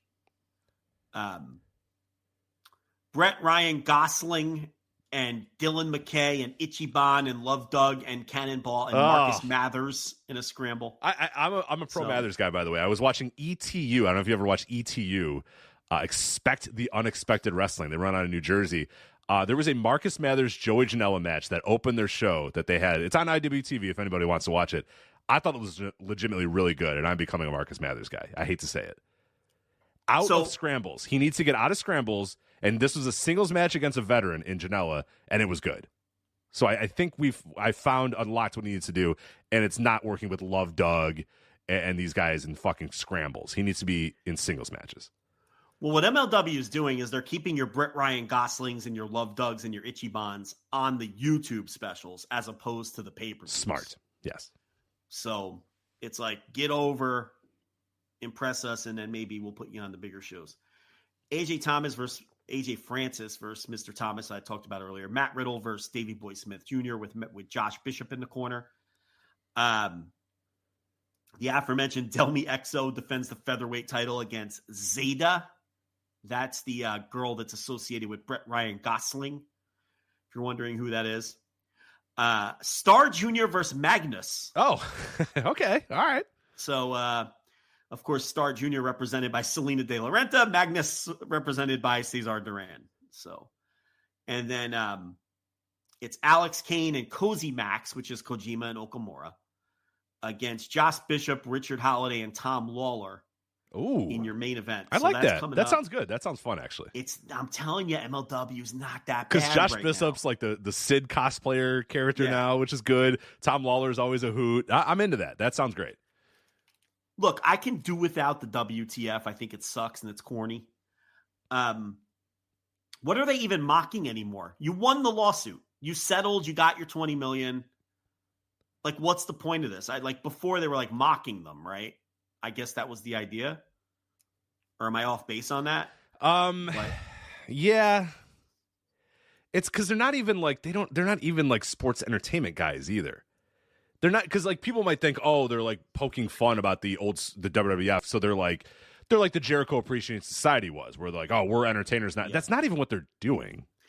I think they are, just they're doing it poorly. Because is that what they're going for? Because they're not doing it. Yeah, they're not doing it at all. Because Mr. Saint Laurent, he uses all like the WWE words and stuff. Right. He says superstars and all that sort of stuff, and universe. But yeah, I don't know. The guys don't wrestle like. No, they don't. Or they just wrestle exactly like you think Tom Lawler, Josh Bishop, and Davey Boy Smith Jr. would wrestle. Right. Yeah. I don't know. Yeah, totally. But just solid replacement level wrestling, slightly above replace. This is like one war wrestling, right? Like this is what MLW is right now. Yeah, for sure. So, that's on the 16th. So I'm sure we'll, if it's a slow week, be locked in. If it's not a slow week, we won't talk about it. If it's a slow week, 2 if hours, we're starving for content. Look, 2 hours, like you said, 2 hours in and out, decent production value. It's fine. You know what I mean? Like that's all I really want. Yeah, and then they have the next full-fledged show is the War Chamber in Florida, right? That's the next one? Yeah. I think you're right. And then I gotta buy tickets to my Azteca Lucha. I can't miss the World of MLW. Well, that's not until May. I know. They're coming to my backyard. I gotta make sure I have. How hot do you think this ticket is? It's in May. Watch this fights. I can't let my favorite MLW fighters have fights that close to me and not go. In all seriousness, that's gonna be loaded with CMLL. That's what I'm saying. I'm just gonna buy it because trust me, in that area, that thing might sell out. Yeah. I'm not kidding. I'm going to buy tickets right now. That's what I'm doing. So the War Chamber match is booked. Do you want to know, or do you want to watch the YouTube? You can just let me know. It's fine. I will survive if I get slightly spoiled on MLW. So the War Chamber, which is their terrible take on War Games. Yeah, War Games always they always suck. Yeah, it's impossible to have a bad take on War Games because War Games is a bad take on War Games. War Games matches stink. So go ahead. So it's Satoshi Kojima, Okamura, and the Second Gear Crew. Okay, on the babyface side. Okay. Against World Titan Federation, Davey Boy Smith Jr., Josh Bishop, Richard Holiday, and Tom Lawlor, with Mr. Saint Laurent in their corner. So that's the War Chamber match. That's official. That must have been announced after the 6-man. At Once Upon a Time in New York is the little name for the YouTube special. Yeah, it's cute. Their cute little name. So that'll be War Chamber. That's on March 29th. That's coming up. Yeah. Just a couple weeks after. Listen, I should get media tickets for this Azteca Lucha before I buy these tickets, right? Hold on a minute. Yeah. They had a media event in New York. Yeah, hold on a minute. With some before I pay $10 for these tickets, I might doesn't want to crack open that wallet. He's like, I can get in there. Well, I was buying tickets, and it's like, where do you want to sit? It was like media row, and I'm like, wait a minute. Yeah. Put me in that media row. That's fun. You're something else. Well, unbelievable. Gotta get some connections out of this thing. Nobody else likes us, but maybe the World of MLW will. Well. They're already selling tickets for Azteca Lucha? Absolutely, man. Shit. Can't and then Battle Riot in June. That's at Center Stage in Atlanta. Yeah. Hot ticket. This MLW. How about them claiming that they crammed 1,500 people into the Melrose Ballroom? I've been there. There's no way. You been there? Yeah. Can you get 1,500 people in there? Because no. I heard you can get maybe like 600. It'd be a fire hazard of epic proportions. No, you can't get. No, 1,500. I think that's what they claimed, right? No way. Something like that. There is no way you could put that many people in the middle. Well, they're notorious for just telling reporters that they've, have overflow crowds. Yeah. When they've run shows in Philly before where they've sent reports to Mike Johnson and Meltzer saying we had to turn people away.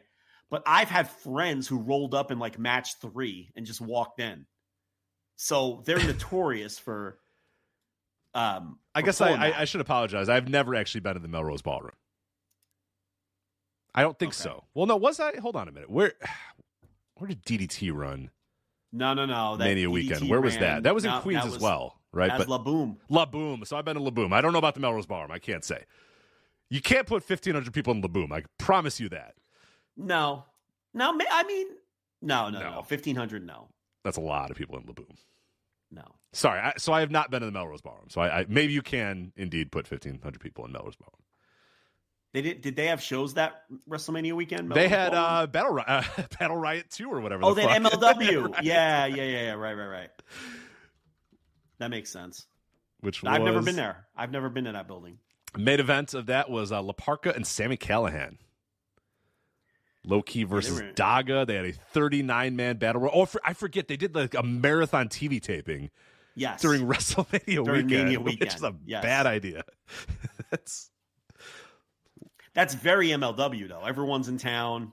Yeah. They're probably getting people on the cheap because people just want as many bookings as possible. Yeah, what I can promise you is they did not have 1,500 people at the Melrose Ballroom on April 5th, 2019 for Battle Riot 2. That I can promise. But yeah. How about Okamura getting the big MLW? Good for him. At this stage of his career. Is he regularly working elsewhere? No, I think he just travels around with the CMLL guys. That's what I thought. Okay.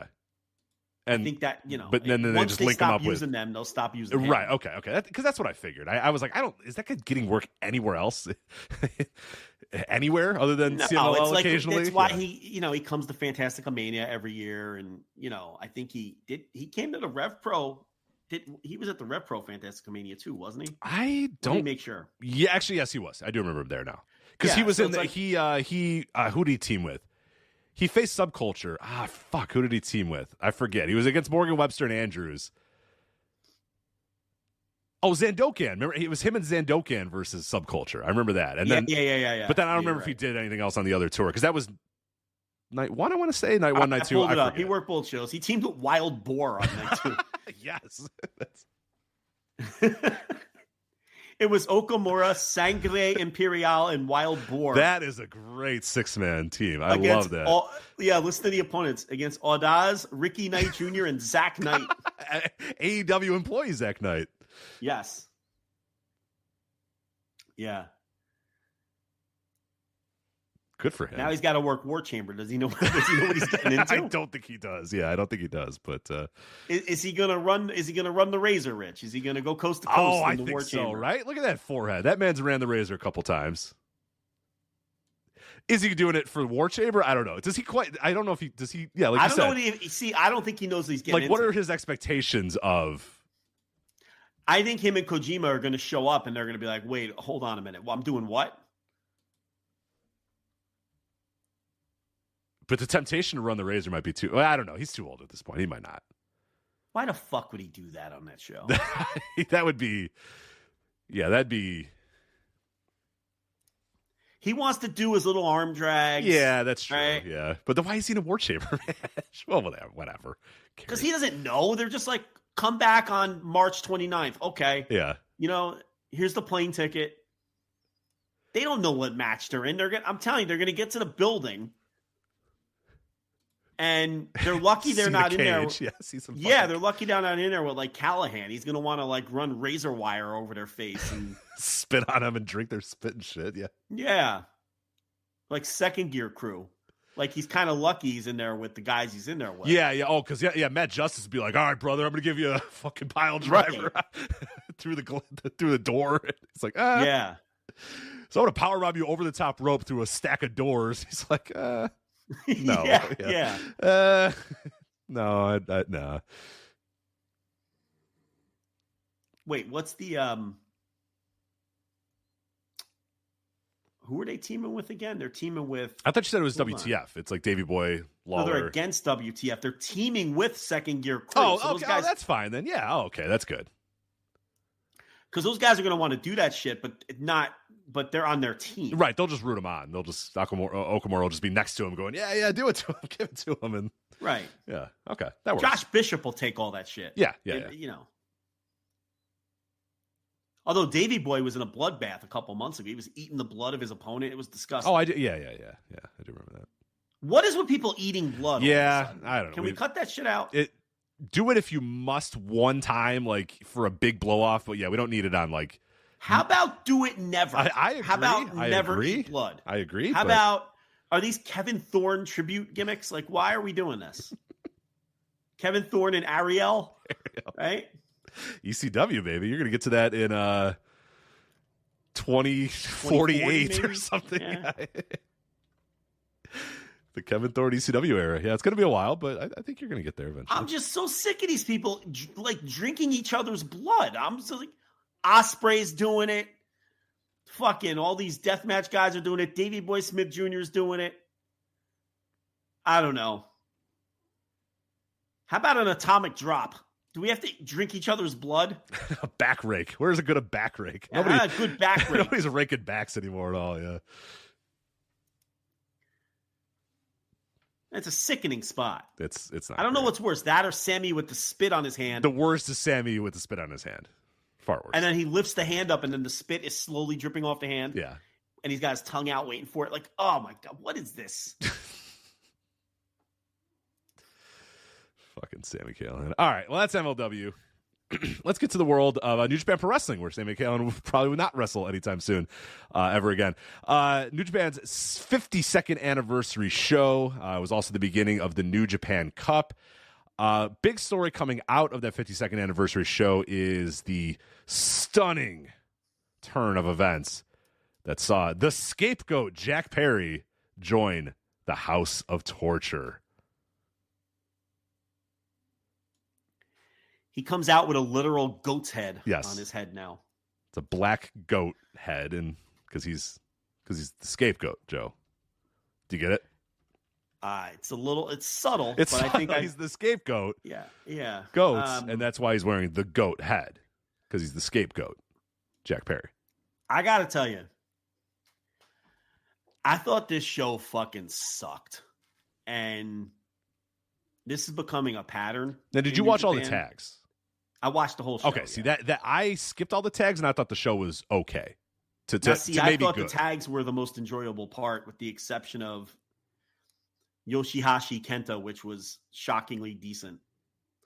I didn't really like anything else on this show. I don't know, man. I think I'm ready to hand wave New Japan for the time being. You're at where I was at maybe about a year or so ago. Remember when I was just but like, now they don't even have Okada or Osprey. Yeah, it's tough. It's tough. Yeah, I try to watch these shows and just give as much. Like my emotional attachment to New Japan is zero, and maybe that helped me on this night because I'm like, you know what? I don't really care. I'm just watching this shit because I have to for this show that we're doing. And I thought the Yano Yujiro was fun as like a fun dumb Yano match. Like the way they did it was fine. I thought Yoshihashi Kenta was probably the best version of Yoshihashi and Kenta you're going to get in 22-14. And by the way, this is not praise, by the way. I'm just trying to make the most of what this was, which I thought was an okay show. I thought Perry and Umino was good until the finish. And then Naito and Show I fucking hated. I thought that match was bad. Even though it was probably the best way to use the House of Torture, because Naito's probably the best guy to go against the House of Torture.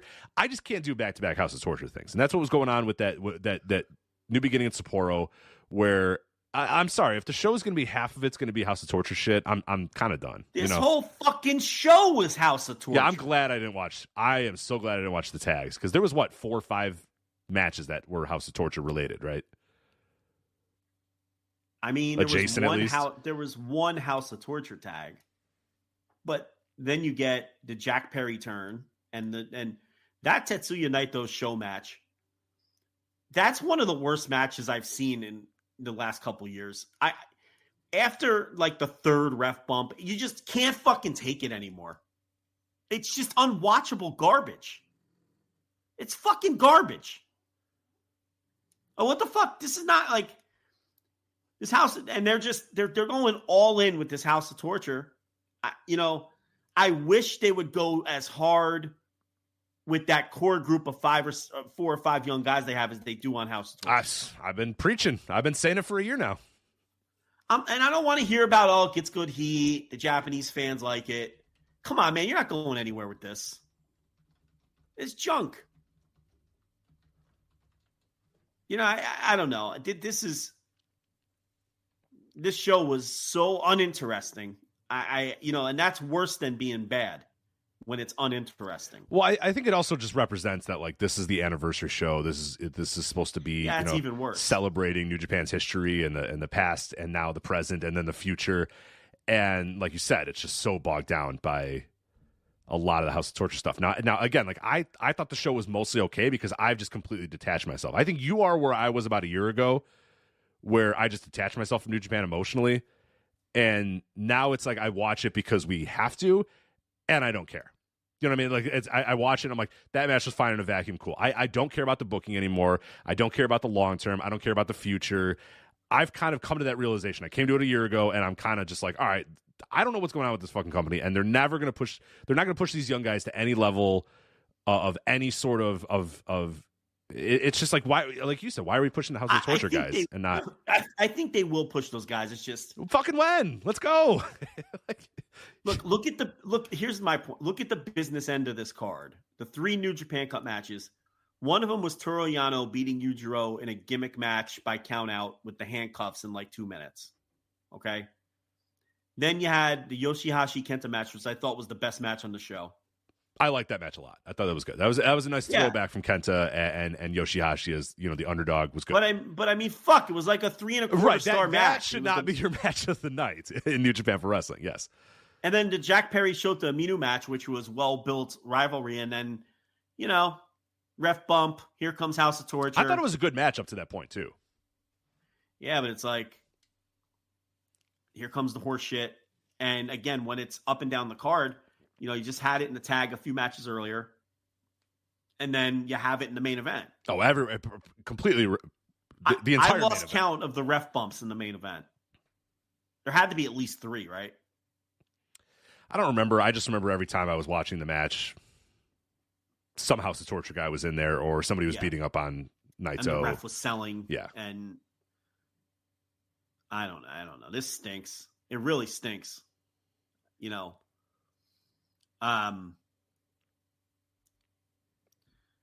It's just junk. And what this show did, I thought the show was so bad that I have no interest in, like, I was looking at the next New Japan Cup show today, and I couldn't bring myself to fucking press play. I watched it, so you don't have to. Joe, do not press play. Chase Owens versus Tomohiro Ishii. Fine. Very fine. 16 minutes and 20 seconds. Fine.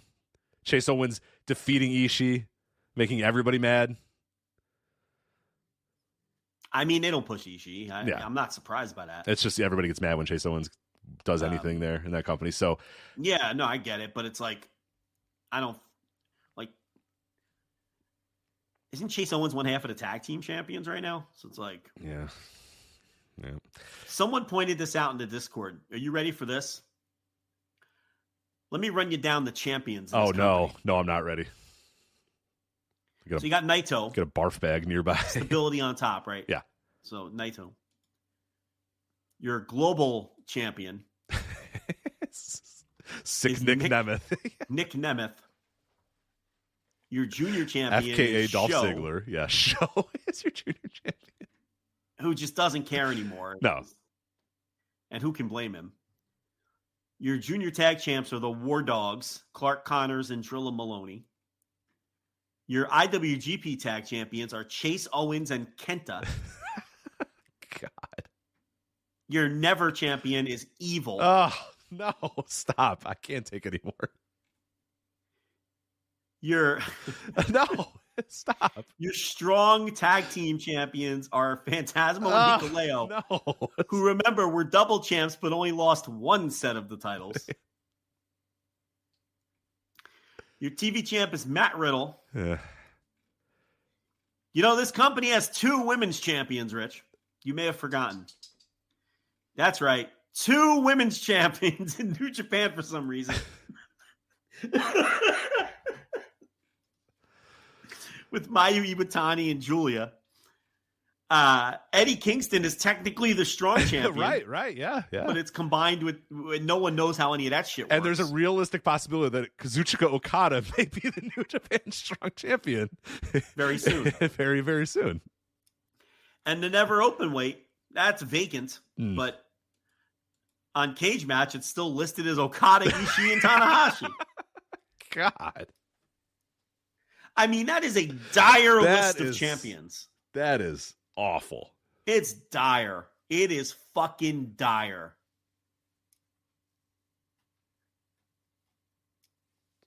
This is bad. We want bad? Yes. Tangaloa and Great Okan wrestled for 15 minutes and 50 seconds, and it was fucking horrible. Was it putrid? Putrid, and Tangaloa won. Oh, great. Oh, good. So if you're counting at home, if you got your bracket, if you got your New Japan Cup bracket in front of you, you could fill those guys in. It'll help when you get to you're looking in and you're going, okay, so what do we got now? So the second round is locked up in that side of the bracket. You got Sonata, who got a bye, versus Yoshihashi. You got Jack Perry, the scapegoat, by the way. That's why he came out with the goat on his head, versus Toru Yano. David Finlay versus Tangaloa, and Chase Owens versus Hiroki Goto. Man, does this stink. You're not locked in for Finlay Tangaloa? I mean, this just stinks. And Finlay might win the whole thing. He very well might win the whole thing. I think he'd be my prediction. He'd be my prediction to win the whole thing for sure. I think he lost up to Nemeth. That's classic Gato booking. We need a rebel. I think I'm out on Okan, by the way, too. They're never doing nothing. I'm folding on Okan. I'm folding. This hand's never gonna. I don't know what the next card is gonna be, but I'm folding. It's fine. I don't think they would have done it by now. Yeah, we're past that point. You know, he got passed up. There's 6 other guys that have now passed him up in the pecking order. Now those guys, who the fuck knows when they're gonna ever do anything with those guys too? So I'm folding on Okan. I'm done. He don't feel motivated. No, Joe.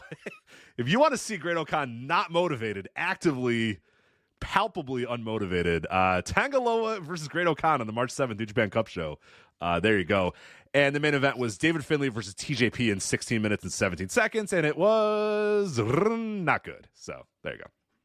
Because David Finlay kind of sucks. Yeah, I don't know. It was so hard for me to press play on the show. Just don't. It's fine. I just did it for you. 1,300 in Korakuen. They weren't too excited about it either. I guess that's a decent number. Holy! So on Cage Match, the Tangaloa Great Okan has a 3.88 right now. Well deserved. Wow. Well deserved. 15 minutes too. A 15-minute 1.5 star match. You will feel every second of that if you watch it, which you should not. But you're not doing the notebook. You're not doing the notebook thing anymore, so you don't have to watch everything. You're good. Well, what was the problem? The work was poor, or they just didn't do anything. Slow, plotting, boring. That's what I said. If you want to see Great Okan realizing, I'm never going to get pushed. This is the match. I'm not going to get pushed, and I'm losing to Tangaloa on this night. Okay, you know what? Right. I ain't doing shit, and Tangaloa can't do shit, so it was perfect. It's like Tangaloa not doing anything because he can't do anything, and Great Okan being like, I'm not doing fucking anything for this dude. Are you kidding me? Why is Tangaloa even there anymore? He feels very out of place, yeah. He's got like the same theme music too. It just seems so weird. It's like he has everything's exactly the same. It's like, where's your partner? Didn't even repackage it. Didn't even bother repackaging. So, what's the Kura Genesis going to look like? I guess they can bring in. Trying to think. So, you'll get Riddle and Nemeth. Oh, yeah. Against whoever. I don't think Danielson. There's no reason for him to go back. No. So you get like Naito versus David Finlay or something. Yeah. It's not good. It's not. It's dire. It's not. Yeah. I've been on this train for a while now, but now you take out Okada and you take out Ospreay, and it's. Well, Windy City Riot's coming. Yeah. That looks good. Yeah, their U.S. business is thriving. So. Yeah, it's so weird. Yeah, we'll have to study this as the year goes on. Why the U.S. business is thriving and the Japanese business is. I think the answer for the U.S. business is pretty simple. They're just giving people big-time matches again. I mean, Naito Moxley is a big match. Ospreay Okada is a huge match. But the ticket sales for this show in California in May are off to a great start, and they've announced nothing. And that's a New Japan Strong branded show, because you remember they were branding everything as New Japan Strong for a while, which I thought was a mistake, because you're telling people these are not real New Japan shows. This is like some secondary brand. So they stopped doing that. They didn't brand Battle in the Valley or Windy City Riot as New Japan Strong.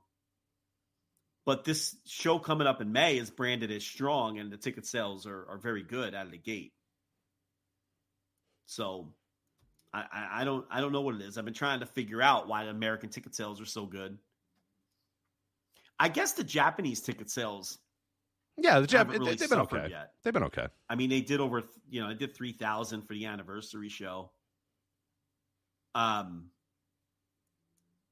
that Ota gym where, a random G1 show will do like 2,200 or something. But,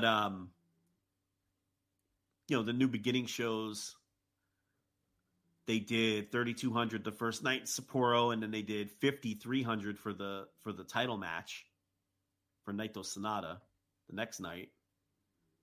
So, I mean, the Japanese shows are drawing okay. Yeah, I don't know what it is. It's just got to be the caliber of the matchups. It's bizarre. It is, yeah. We'll have to see if it sustains throughout the rest of the year, or if it's just this one little blip here for the early part of the year. But we'll see. But that's New Japan, so get into it. I would not look forward to a whole lot of New Japan Cup breakdown moving forward from the Flagship podcast. So, yeah, just if you're not going to watch it, Joe, let me know, because I don't really want to watch it either. So, I mean, I'm looking at the matchups. Maybe I'll wait to the quarterfinals. Maybe I'll watch the semis. Shingo versus Yuya Uemura looks pretty good on the next show. You know what I'll do? I'll watch the matches that look good, and the matches that don't look good, I'm just not going to watch. Or unless people tell me it's actually good, and even then, I'm probably not going to watch them. So, yeah, it's rough time. I'm just going to add a lot of guys to my skip list. You know how Yujiro's been on my skip list for years? I think I'm just going to start adding a lot of guys to my skip list. I just watch Shingo matches. Just watch Shingo. Yeah, but who can he work with? Yeah, well, Yuya Uemura. There you go. I'll watch that match. All right, that's it for us. So we'll be back Wednesday. Yeah. AEW Dynamite, Big Business, Instant Reaction Live, $10 tier, flagshippatreon.com. Make sure you subscribe to that. Also, we've done a lot of content over the last week over there at flagshippatreon.com. We have our instant reaction of AEW Revolution. If you want to hear a 2-hour review of one of the best wrestling shows of all time, AEW Revolution 2024, that is available on Instant Reaction Live. Joe, you obviously do your weekly Thursday Dynamite reviews. This week is up. I did a written column, like I mentioned, about Okada, Ospreay, and Money coming in. I have a new episode of Brett versus Owen that's going to be dropping later in the month. I got a couple more episodes of my Sting series and a lot of other stuff going on there. So you are getting a shit ton of content over there at flagshippatreon.com for only $5 or $10. $10 unlocks everything, including the live shows. $5 for all the bonus audio. So that is all available there at flagshippatreon.com. Voices Wrestling Podcast Network as well. Make sure you subscribe to the entire network or your favorite shows on your podcast app of choice. And that is going to be it for us. That is Joe. I am Rich. We will talk to you guys next time. Take care. Bye. Music. It's not just part of our daily lives, it's part of our wrestling fandom as well, and it has been for decades. That's where this show comes in. Music of the Mat, the podcast devoted exclusively to the music of pro wrestling, hosted by Andrew Rich. Hey, that's me. Each episode delivers a different topic with a variety of great guests, fun conversations, musical analysis, and of course, a heartfelt pun or two. New episodes drop every other Tuesday on Apple Podcasts, Google Podcasts, Spotify, or your podcast app of choice. Check out Music of the Mat only on the Voices of Wrestling Podcast Network. Hello there, everybody. It's me, Garrett Kidney, the co-host of You've Got to Be Kidding Me on the Voices of Wrestling Podcasting Network. And I am Liam Jones, my full name, and I'm also a part of the Voices of Wrestling Podcasting Network as a co-host for You've Got to Be Kidding Me. We are a TNA history podcast that covers TNA 1 month at a time. We cover all the drama, all the matches, all the Vince Russo nonsense you could ever want in your life. Have you heard of TNA? I bet you have, but would it be funnier if two people made jokes over it the whole time? Probably. So if that sounds like fun to you, check it out on this very Voices of Wrestling Podcasting Network, and Liam will do bits and whatnot.